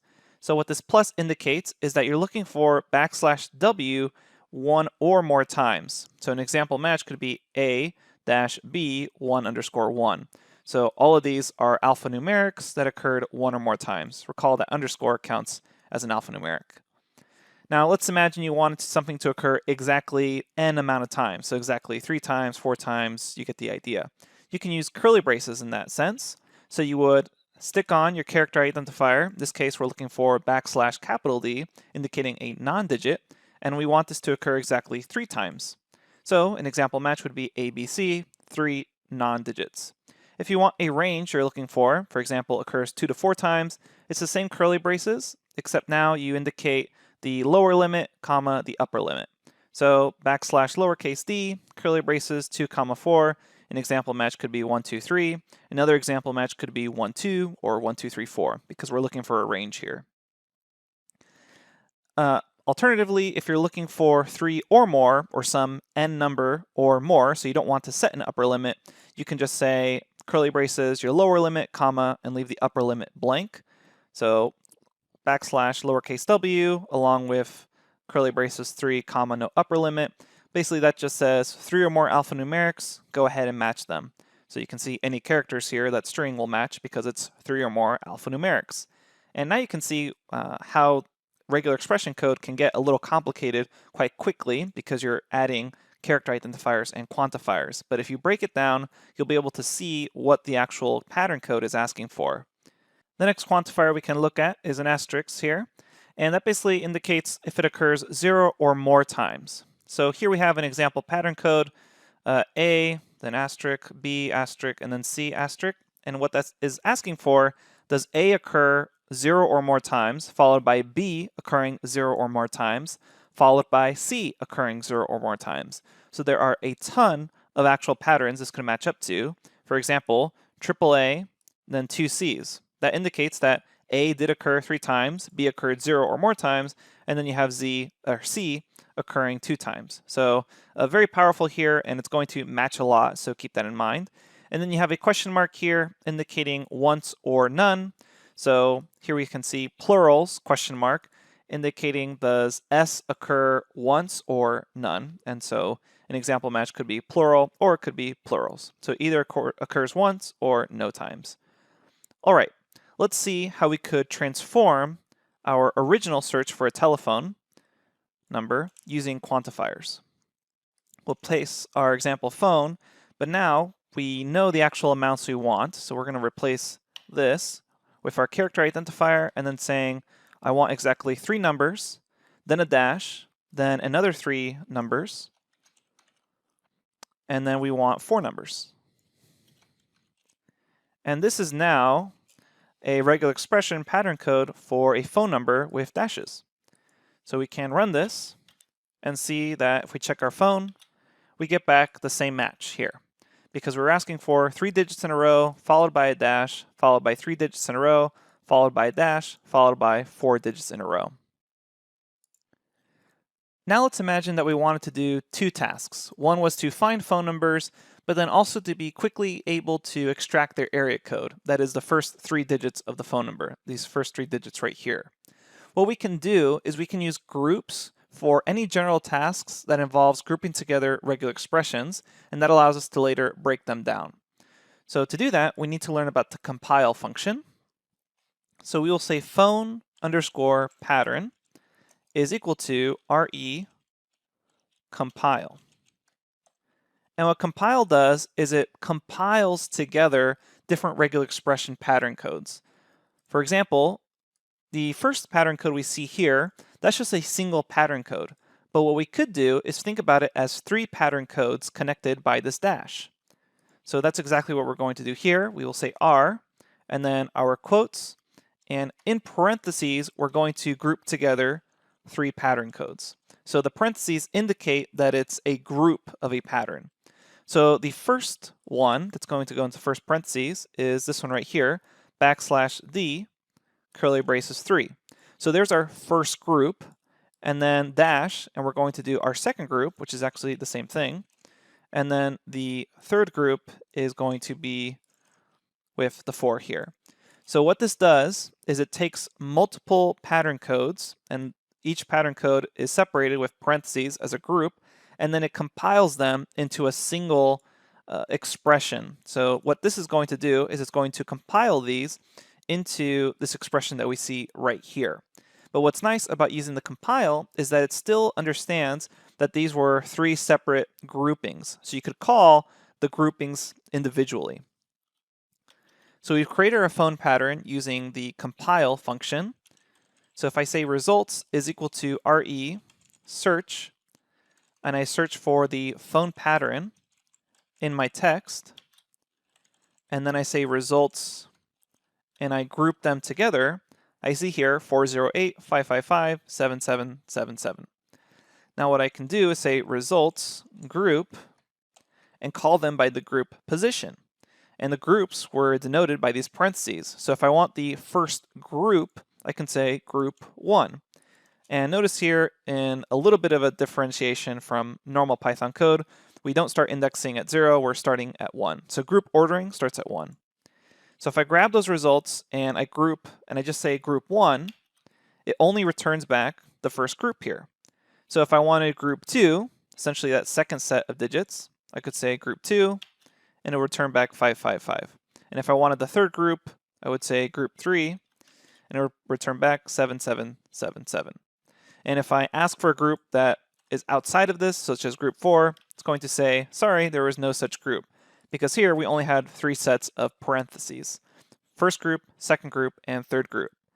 What's nice about this approach in regards to our first approach is that now we can easily extract parts of that information while at the same time looking for a complete match. So if you just call group with no number, it groups together all the patterns you had in your compile function, and it returns back the whole match. So if you wanted to find phone numbers, you could just use this approach and then group them together. And if you wanted to find phone numbers and their area codes, you could use group with nothing and then say group 1, and that returns the area code. So that's why the compile function along with the group method is so powerful. That's it so far for quantifiers as well as the compile and group function. Up next, all we have left to talk about is some additional regular expression syntax, such as wildcard characters and then or pipe operators and stuff with like starts with or ends with. Let's quickly review what we covered here. Basically, we discovered that if we don't want to repeat character identifiers often, what we can do is use quantifiers. And we have various quantifiers indicated by a special character. Then there's a description here, and we can essentially tack them on. We also learned that if we want to grab subsections or subgroups of our entire pattern, we can use the compile function to create the actual pattern instead of just passing in the pattern as a whole string, separating each group with parentheses. And then we can say group together off of the search results in order to grab everything together. But if we only want to grab subgroups, we can say group and then that group position, where group positions start at 1. All right, we'll see you at the next overview where we're going to talk about some additional regular expression syntax.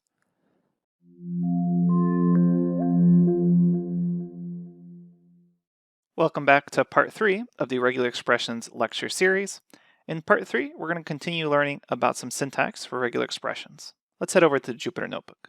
To finish off our discussion on regular expression syntax, we're going to discuss just a few more useful methods you may find yourself using out in the field. First off, let's discuss the OR operator. Sometimes you're going to want to search for multiple terms. You can use the OR operator to do this. For example, if we say re.search, and then the pattern we want to search for is the string, for instance, just the string cat, and we say search the actual string, the cat is here. If we run this, we get a match for cat. But if it says the dog is here, as you expect, we don't get a match. What if we wanted to search for cat or dog? In that case, we can use the pipe operator. So the pipe operator looks like that, and that stands for or, meaning you can search for cat or dog, and then we'll get a match if there's a dog there or if there's a cat there. So that's the or operator. There's also a wildcard operator, and the wildcard acts as a placement that will match any character placed there. So we'll use find all to show you an example of the wildcard operator. First, I'm just going to search for the string at or at, and I'll search for it in the string. The cat in the hat sat there. So notice I have 3 matches of at: cat, hat, and sat. But what if I actually wanted to grab the actual letter in front of AT? In that case, I can provide a period, and that stands for a wildcard, meaning anything here, any wildcard there, attached to AT. And then when I run this, I get back cat, hat, and sat. So again, the period can act as a wildcard for you. So notice how we're really only matching the first 3 letters, but if we had something longer, for instance, such as splat, so the cat in the hat will say went splat, what I could do is add more wildcards. So now I have, let's say, up to 3 wildcards here. So the cat in the hat went splat, so S-P-L-A-T. But keep in mind, these wildcard characters are also going to grab other letters and other spaces. So if I were to run this, I get back E space cat, E space hat, and then the full splat. And the reason I'm grabbing E space is because the wildcard characters are counting the stuff that comes before this first letter. So it's also counting this space and this E, as well as this space and this E for the cat and the hat. So keep that in mind as you use wildcard characters, the period. If you want more control, you'll want to use the character identifiers we discussed earlier.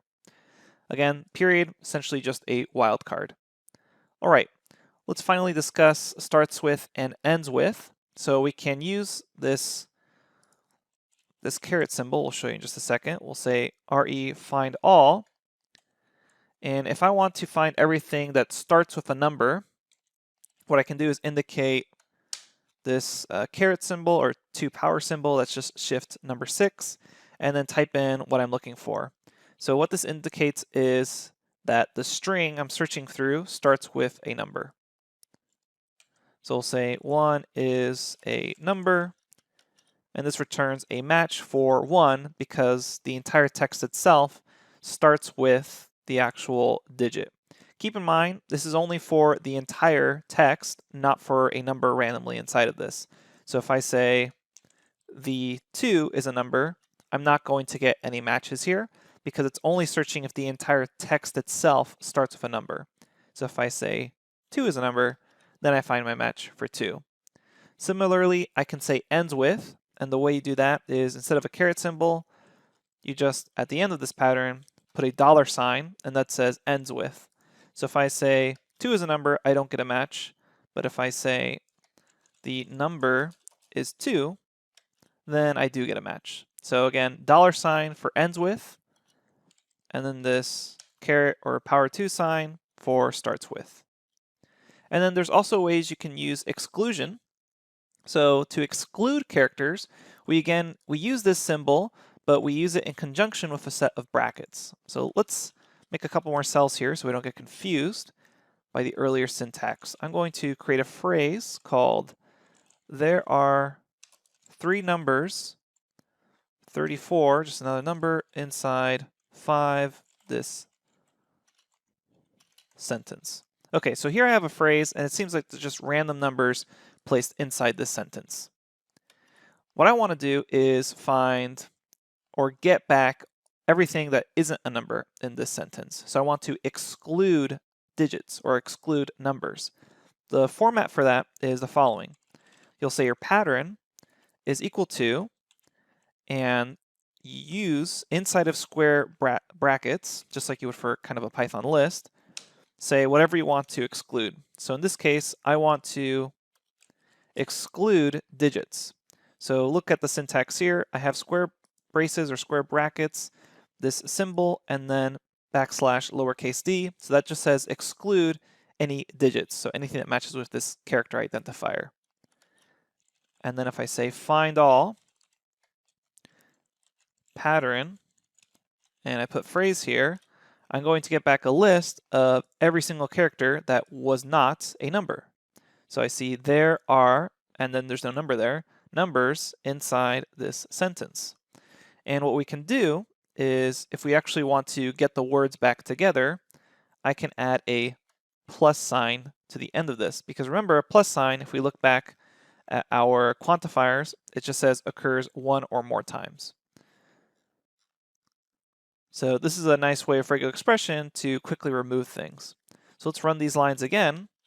And now I can see there are, and it excluded essentially these groups of numbers. There are numbers inside this sentence. All right, so why would you use this exclusion syntax? This is a really common way to get rid of punctuation from a sentence. So we will say test underscore phrase is equal to, this is a string, exclamation point, but it has punctuation, period. How can we remove it? Question mark.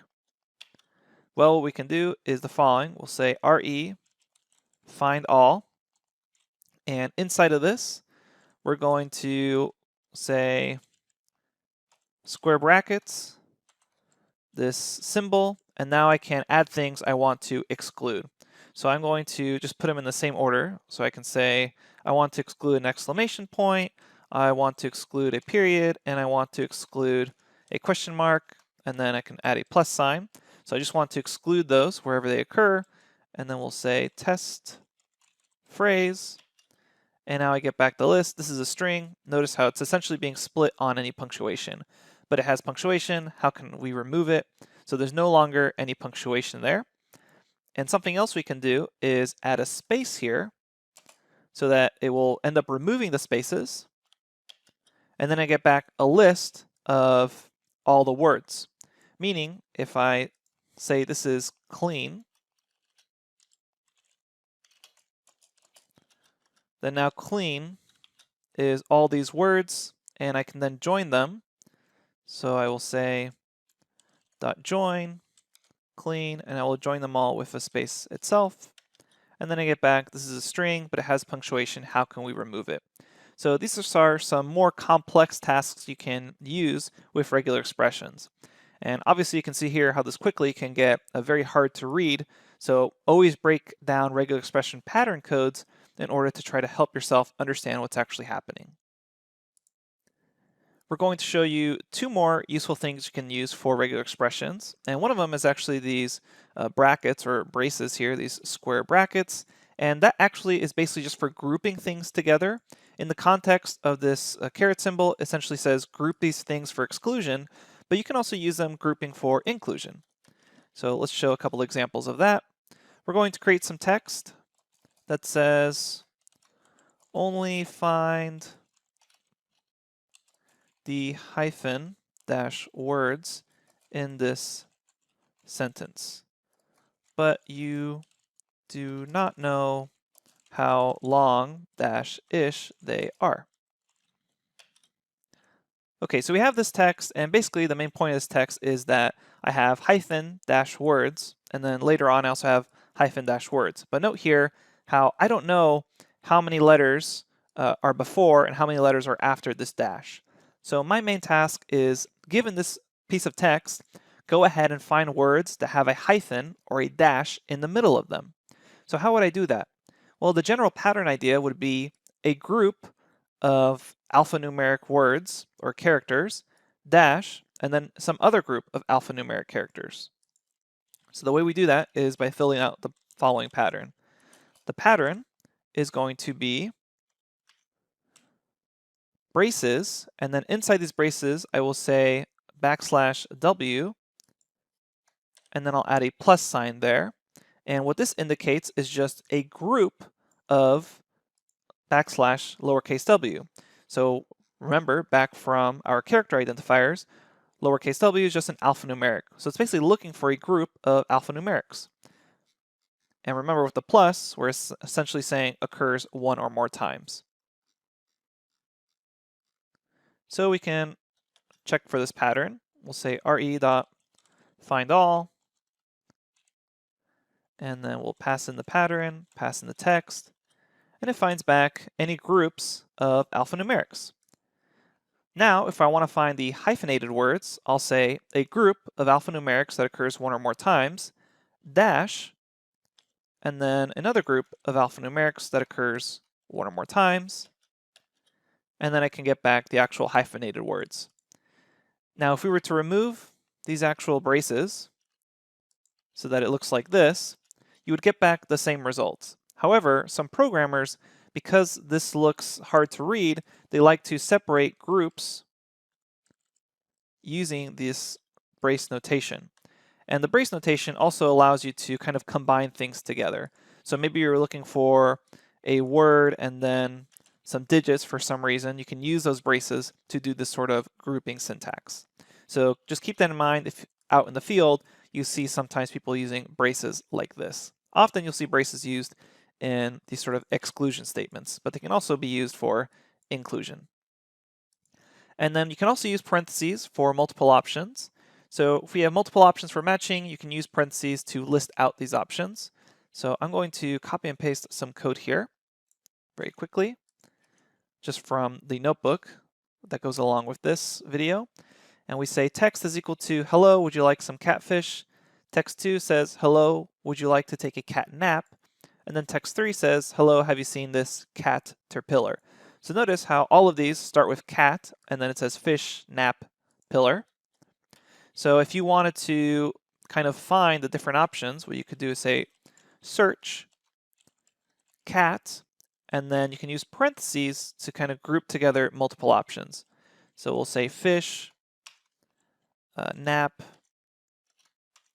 and then you could say claw. So let's see how this works. We'll say text. So when I run that, it finds catfish.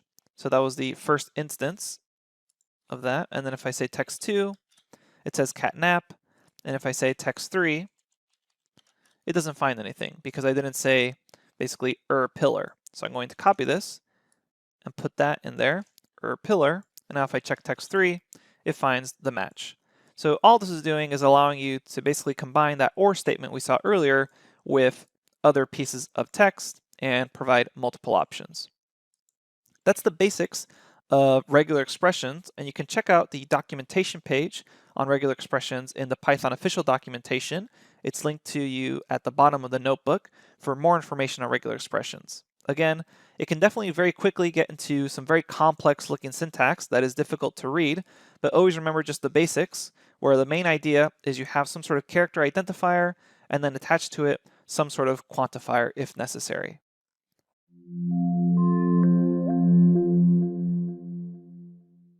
Welcome back everyone to this lecture on timing your code. As you learn more Python, you're inevitably going to discover multiple solutions for a single task, and you're probably going to find yourself trying to figure out what was the most efficient approach. So if you have maybe 3 solutions to the exact same problem, you want to choose the fastest and most efficient one. And an easy way to do this is to time your code's performance. In this lecture, we'll focus on 3 ways of doing this. One is to just simply track the time elapsed before and after calling your function. You'll notice, however, this has its limitations if your function is very fast for a small problem. Second way is to use the timeit module, and this is the most official way of doing this, and timeit module is actually built into Python. And then the third way is a special timeit magic function. However, this magic command only works for Jupyter notebooks, so if you're running this on something like PyCharm, you'll just have to use the timeit module, or simply track the time elapsed. Let's explore all 3 of these methods in a Jupyter notebook. Alright, here I am at my Jupyter notebook. In order to test timing code, we actually need to write some code. So what I'm going to do is I'm going to write 2 functions that essentially return the same thing. If you give them a number, such as 10, or let's actually make it smaller, like 3, what they're going to produce is a list of the string versions of those numbers, all the way, basically the integers, up to 3. So it'll produce something like this, or 0, 1, 2, if we decide to use range. Okay, so let me go ahead and start by putting a function. We'll call this one, let's say function 1. So function 1 takes in some number n, which is the top number, and it's going to return, and we'll do this through list comprehension. So we'll say for num in range up to n, go ahead and convert that to a string. So if we test out function 1, we pass in 10 there. It's going to go starting at 0, go all the way up to 9. Notice now these are strings. So it's just grabbing the number in range and then converting it to a string, returns it all as a list through a list comprehension. Now there's many ways of actually solving this problem. In alternative way, we'll call it func2 or function 2, is to use the mapping function. So we'll say return list map, and we'll map the string function to range n. And if I call func2 and say 10, then we get back the exact same result. So what this is doing is you get the same values from range n, and then you convert them all to a string by mapping the string function to each number that results in range, and you convert that whole thing into a list by calling list on it. So you'll notice func1 and func2 are essentially two separate solutions to the exact same problem. It'll return back the same result. Now we want to know which one's more efficient. Well, one way of doing this is to time your code simply by marking a start time and then calculating the difference. And you can do this by importing the time library, and that is built into Python, nothing to install there. And essentially we're going to have 3 steps, which is grab the current time before we run the code, then we will run the code, and then grab current time after running code. And then just take the difference to get the elapsed time. So let's start with grabbing the current time. This is actually quite easy with the time library. You simply say something like start time is equal to time.time. This just grabs from your operating system what time it is. Then we run the code. So let's say result is equal to, we'll call function 1, and let's give it a larger n. So we'll give it an n of 1 million.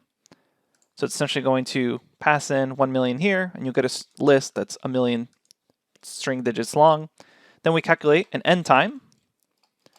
So that will be time.time after running the code. And then the total elapsed time is going to be equal to the end time minus the start time. And then we can print out the elapsed time. Okay, so let's go ahead and run this. And the elapsed time is in seconds. So this took 0.1798 seconds. Now, let's try this for func2. So we can try function 2 here, run this, and it looks like function 2 was slightly faster at 0.16. Now, there are definitely limitations here. For one thing, if the function is faster than 1/10 of a second, so let's go ahead and change this to just do this for the n is equal to 10, you'll notice elapsed time starts getting a really hard time trying to get that precise. So if we say now func2 is 10, you run that, func2 ran so fast, it's actually less than 1/10 of a second, so the elapsed time, its precision is actually not good enough. So if we change this to both just 1, and you run both of these, they essentially tell you the elapsed time was 0.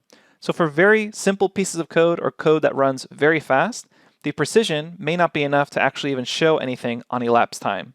And you'll notice, even if it can show up on elapsed time by running, whoops, this one's still running quite fast. So for something like 10,000, let's try 10,000 here. I don't know if this will show. We'll run this.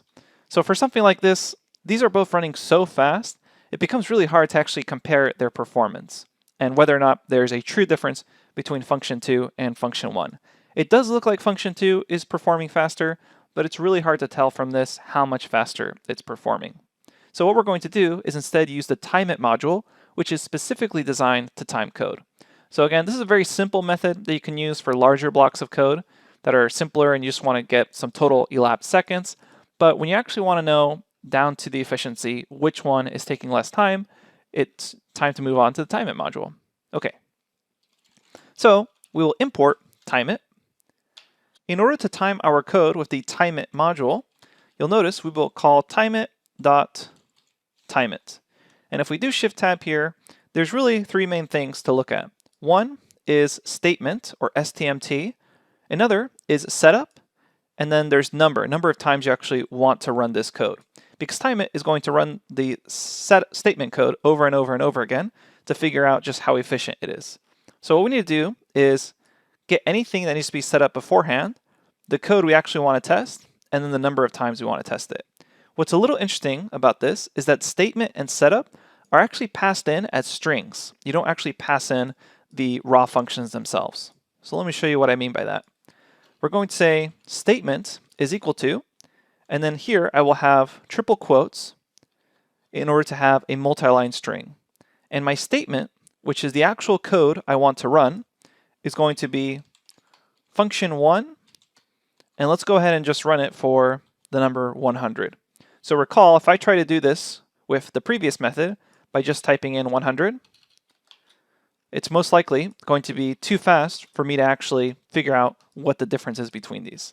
But with time it, it's going to run this over and over and over again and tell us which one is faster. So my statement is function1. Next is the setup. Same thing here. We're going to have triple quotes to have a multi-line string, and setup is essentially what code needs to be run before you call statement over and over again. And statement is calling function1, which means setup should have function1 defined. So statement is what you're going to be calling over and over again. Setup just gets called once in order to set everything up for the statement code. So for the statement code, I need to set up function1 in my setup, essentially defining it. So we'll come up here. I'm going to copy this, and then I'm going to paste it here in my setup. Note that the indentation is still there. So I have my statement, I have my setup. Now it's time to time my code by saying timeIt.timeIt, pass in my statement, pass in my setup, and we'll say the number of times I want to run this. We'll go ahead and run it 100,000 times. So 100, 1, 2, 3, 1,000 times. We run this, and this will take a little bit of time on your computer. Obviously, if you make this number larger, it will take more and more time.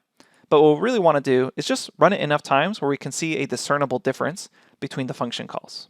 All right, so I can see here that this took 1.52 or 1.53-ish seconds to run this particular statement call 100,000 times. Let's do the same thing now, but for function 2. So again, triple quotes here. The statement I'm going to be running is function 2. We want to make sure that it's a fair comparison by also passing in 100, same as the previous statement. In fact, let's call this statement 2, just so we don't get confused. And then we'll call setup2 equal to, because we need to set up the code in statement 2. I'm going to scroll up here and say def func2. Go ahead and copy and paste that. There we go. Run that, and now we have statement 2 and setup2 ready to go. We'll go ahead and copy the code here. We want to make sure we run it the exact same number of times, otherwise it's not a fair comparison. And here I'm going to change this to statement 2 and setup2. Let's go ahead and run this. And you'll notice that function 2 does look to be performing faster. And if you want to get more clarity on this, you can go ahead and just run it more times. So in this case, I'm going to run this for 1,000,000 times. And I'll do the same thing for setup 2. I'll run this 1,000,000 times. And now we can do a really fair comparison, because after running the same functions 1,000,000 times, you should know or have a discernible difference if one is much faster than the other. So you'll notice on my computer, and keep in mind, depending on your hardware, it may take longer, but it looks like function 1 took about 14 seconds to run 1,000,000 times. And function 2 took 11.3 seconds. So over and over again, we see that function 2 is in fact the more efficient function. And as you increase this number, that difference should become even more clear. All right. Finally, because timeIt is a built-in module of Python, Jupyter Notebook has actually a magic method, so to speak, which essentially calls timeIt within a cell. So the way this works is you have 2 percentage signs, and then call timeIt, and this needs to be the first line in the cell. And then right below it, you call the function you want to test. And essentially what's nice about this is you don't need to provide any setup, because Jupyter Notebook will use the previous cells that you've already defined as setup. So now I'm just going to call function 1. Let's pass in 100 here, run it, and then I'll call the same thing, timeIt, And now for function 2, 100, and run this. And note what it reports back. It essentially, by default, will run this for 100,000 loops. So it's running this for 100,000 loops. And then it tells you the best of 3, it took 13.7 microseconds per loop. And then function 2, its best of 3 took 11.2 microseconds per loop. So here again, we're confirming that function 2 is running a bit faster. Okay. You can check out the documentation online for TimeIt module in the official Python docs for more information. Thanks, and I'll see you at the next lecture.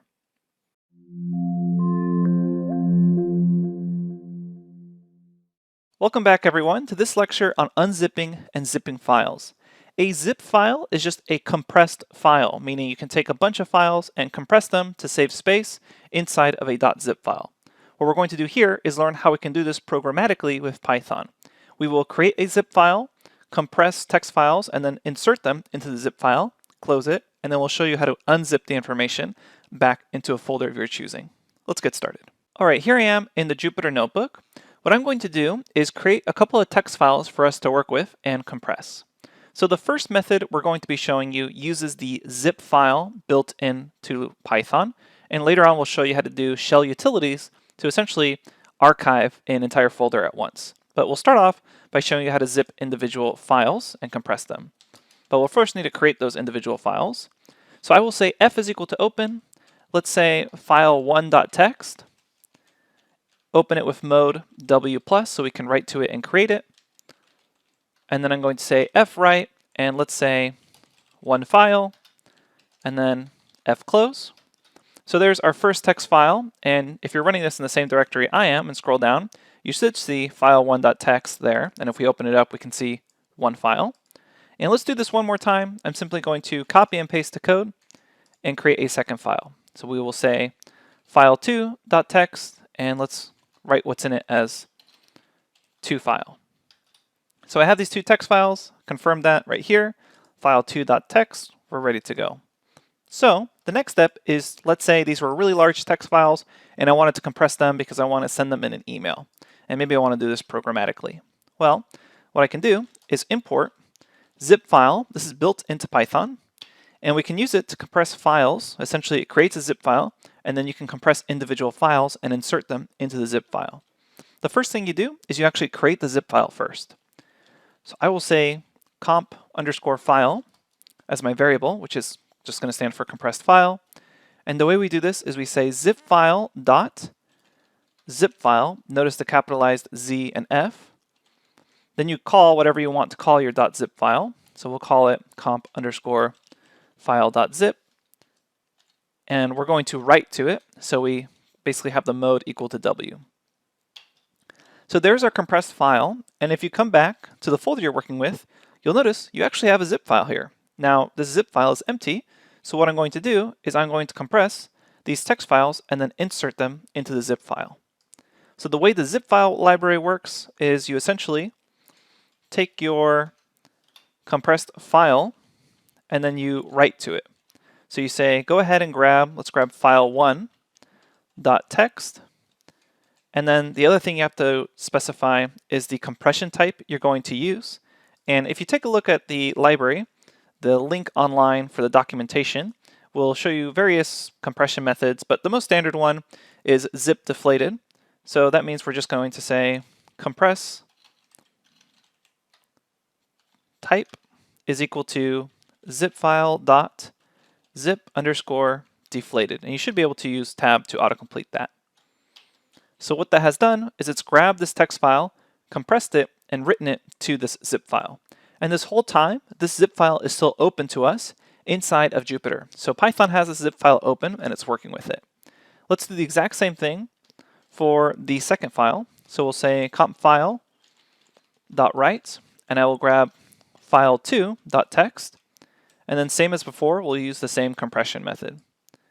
So we will copy this and paste this here. And now, just like the first one, it's grabbed file2.txt, compressed it, and written it into the .zip file. So the .zip file now contains compressed versions of file1 and file2. Once you're done using that file, simply close it by saying compfile.close. Okay, so now we have out here this compfile.zip. It's no longer empty. It actually contains the compressed versions of file 1 and file 2. So what's the next step? Well, you're probably going to want to know how to extract the items from a zip file. To do this, we simply create a variable. So I will call this zip object. And you call the zip file library, call zip file again. Notice the capitalized Z and F. You point it to the zip file you're going to extract from. So in this case, it's compfile.zip. So this hopefully feels similar to open up a normal text file. And in this case, since we're extracting stuff from it, I just want to open it up in read method. Once you run that, you have two options. If you're looking for one specific file, you can call just the extract method.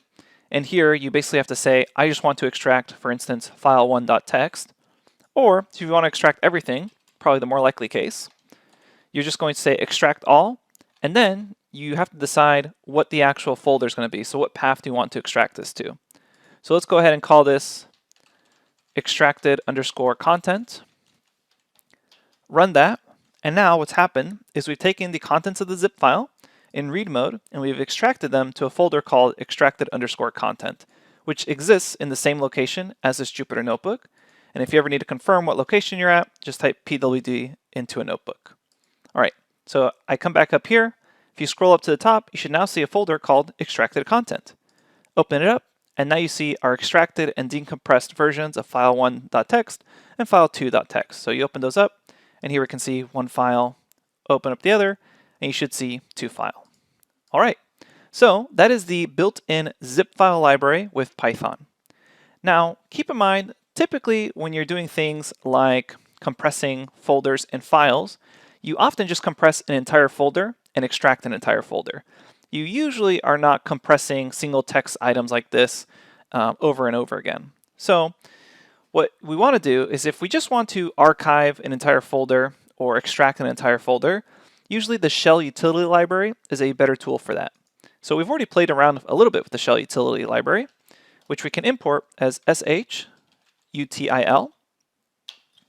And what we can do here is essentially point out a directory that we want to turn into a zip file. Let's go ahead and turn this extracted content folder into a zip file. So what we're going to do is grab now an entire directory folder. So I'm going to say that my directory to zip, so we'll say dir to zip, and let's give it the file path to this, which is going to be this guy, this full path here as a string, except there's one more file, which is called extracted content. So what I'm doing, unlike before, where I had to individually add in these text files, I'm just going to say, you know what, go ahead and we're going to compress this entire archive, extracted content. So let's go ahead and do that. We know the directory we want to zip. Make sure your backslashes or forward slashes match up to what is written out in pwd. And then we're going to give an output file name. So we'll say output file name. Let's just say it's called example. And then we call shell utility dot make underscore archive. And this accepts the output file name. Essentially, where do you actually want to output this zipped version? And then the second parameter, you'll notice is called format. What format should it be in? It can be something like a zip file or a .tar file. So let's go ahead and choose zip file. And then the third thing we have to choose is the directory to zip. So what are we actually zipping? Which in this case was that extracted content folder. So we'll just say directory to zip. So we have to put in that whole file path there. Okay, so let's go ahead and run this. Notice now there exists an example.zip file. And if we come back up here, we should be able to scroll down and now see example.zip. So this is typically easier to use, the shell utilities, because it works with just an entire folder instead of having to do this one by one. So we were able to zip up an entire folder. Now the last thing we need to show you is how to actually extract the contents from a zip file with shell utilities. It's a very similar process. You simply call shell utilities, and instead of making an archive, you are now going to unpack an archive. And you'll notice here it takes the file name you wish to unpack, which is this zip file. So we'll go ahead and say example zip right here. Then the next parameter is what should the extract directory call it. So let's call this final unzip. Essentially, it'll create a folder called file unzip. And then you have to say what actual file type is this. So it's a .zip file. So we pass in zip here. So that third parameter is format. We go ahead and run this. And now it's taken example.zip. If it's in a different file, you'll have to, or excuse me, different folder, you have to provide the full file path, but we're unpacking it. It's right here in this location. And if we come back up here, we should be able to scroll up and see final unzip. There's file1.txt and file2.txt. Okay, so usually you're probably going to be using shell utility. It's a lot simpler to use just with the make archive on an entire folder and the unpack archive on an entire folder. All right, that's it for this lecture. If you have any questions, feel free to post to the Q&A forums. I'll see you at the next lecture.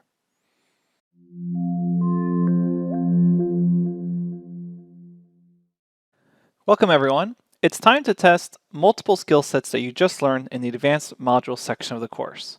In order to do that, we've set up a puzzle for you to solve. So let's go ahead and do a quick overview of the exercise puzzle notebook. And in the next lecture, we'll go over through an example solution. All right, here I am under Advanced Python Modules.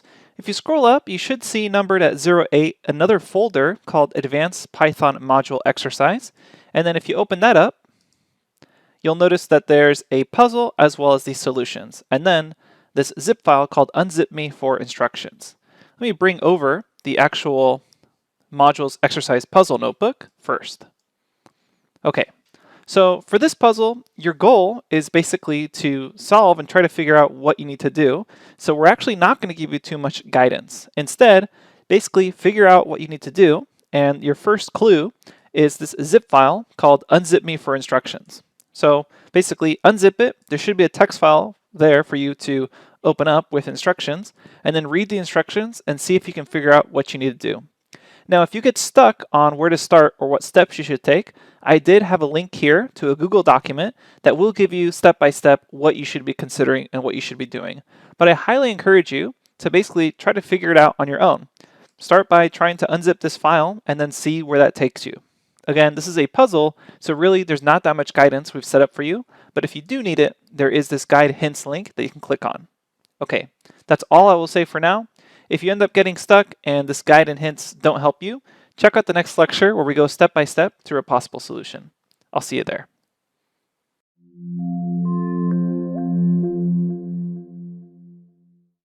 Welcome back, everyone. In this lecture, we're going to go through a solution for the Advanced Modules exercise puzzle. Let's get started. Okay, so here I am at the Jupyter Notebook. I've gone ahead and opened up a new untitled notebook in the same location as the exercise puzzle and exercise solutions. Since the first thing I need to do, step 1, is to unzip this file. Let's go ahead and do that. I'll use the shell utility library. So I will import it, and then we'll simply use unpack archive.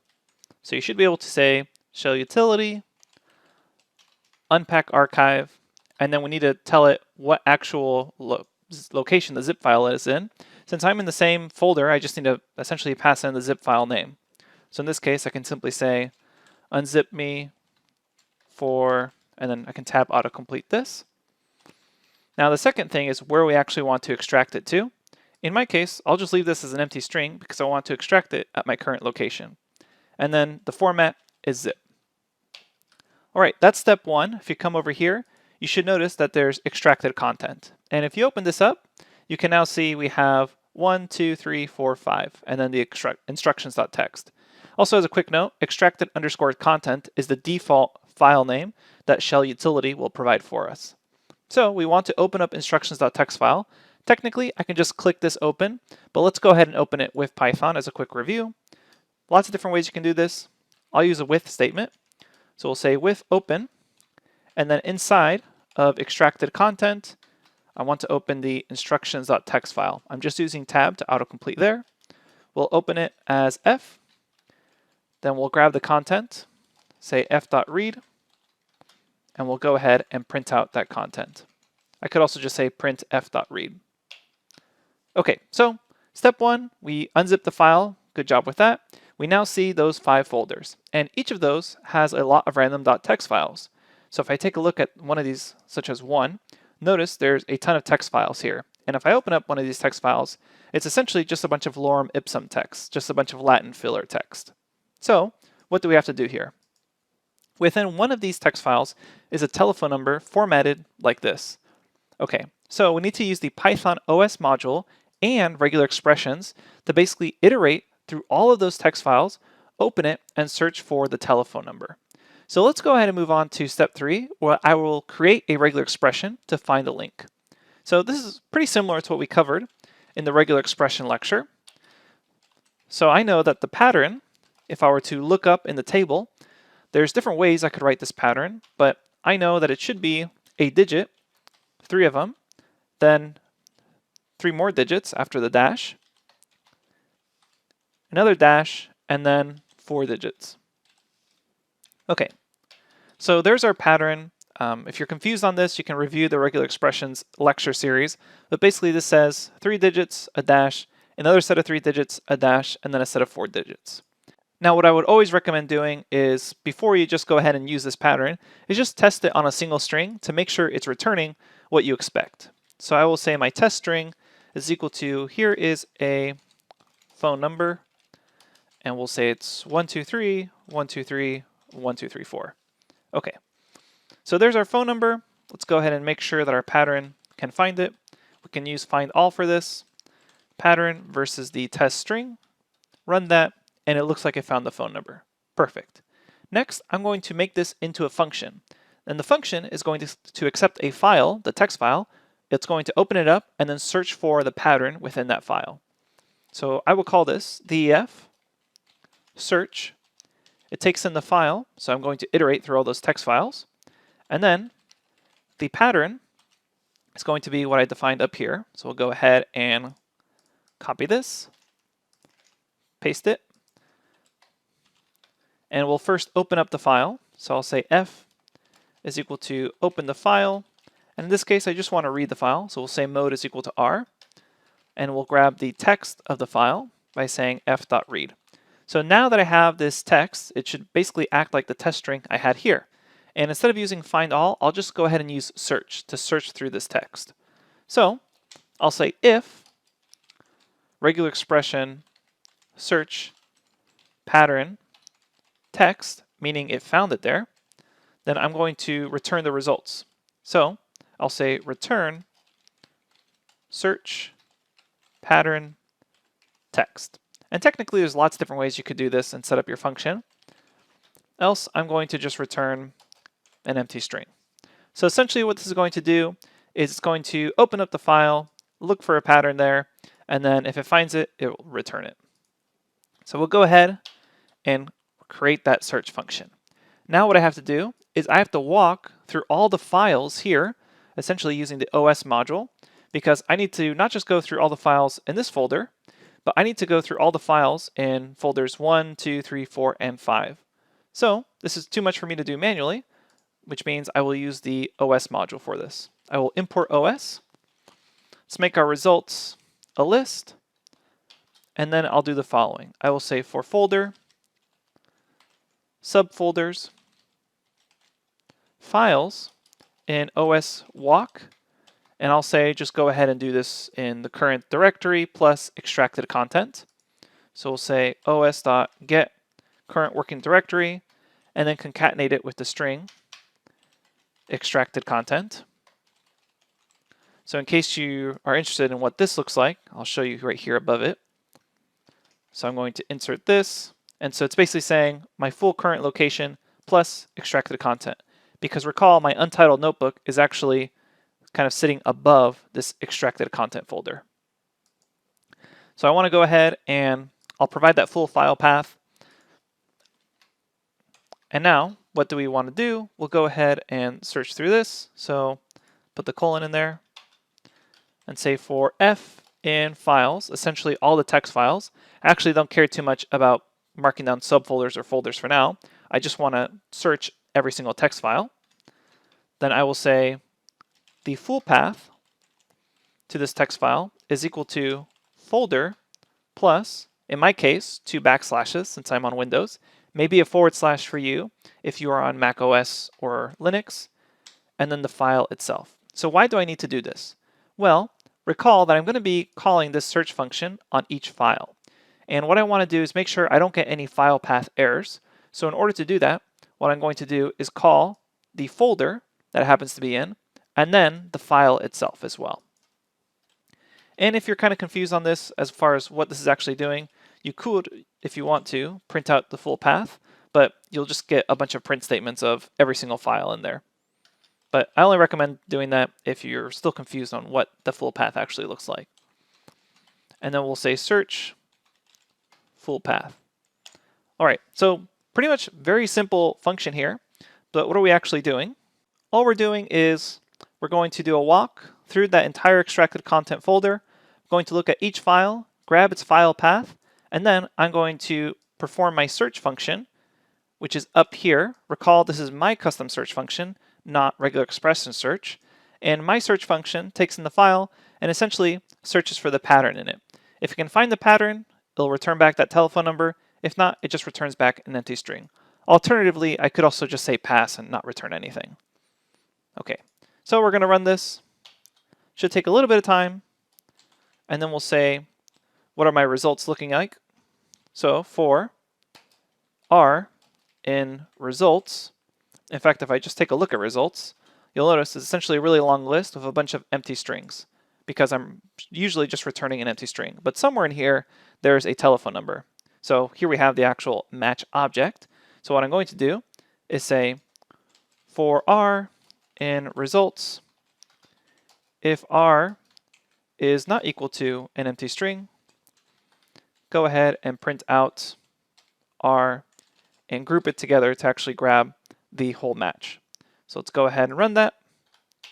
Okay, and there's the telephone number. So if you're wondering what this phone number actually does, I would encourage you to call it if you're in the United States, because as of this filming at least, and for the past 10 years pretty much, this telephone number has been a hotline where you can listen to a Hall & Oates song. And you can check out the lecture notebook for more information on it. The official number is called Call & Oates. Okay, so other adjustments you can make to this, if you wanted to, you could just say else here, pass. And then in this case, if you were to run this again, let's go ahead and make results an empty list. Run that again. Now results might be a little cleaner for you. So it's just going to be a bunch of nones. So there you can just search for an actual object there. Really up to you. There's tons of different ways you could do this. But the main thing you had to do is figure out that this was the number hidden within all those text documents. And there should just be one telephone number you return. I added some other digits within some other text files that were not formatted correctly, so you should really only get this single Call & Oates phone number. Okay, I hope you enjoyed that puzzle, and I will see you at the next section of the course.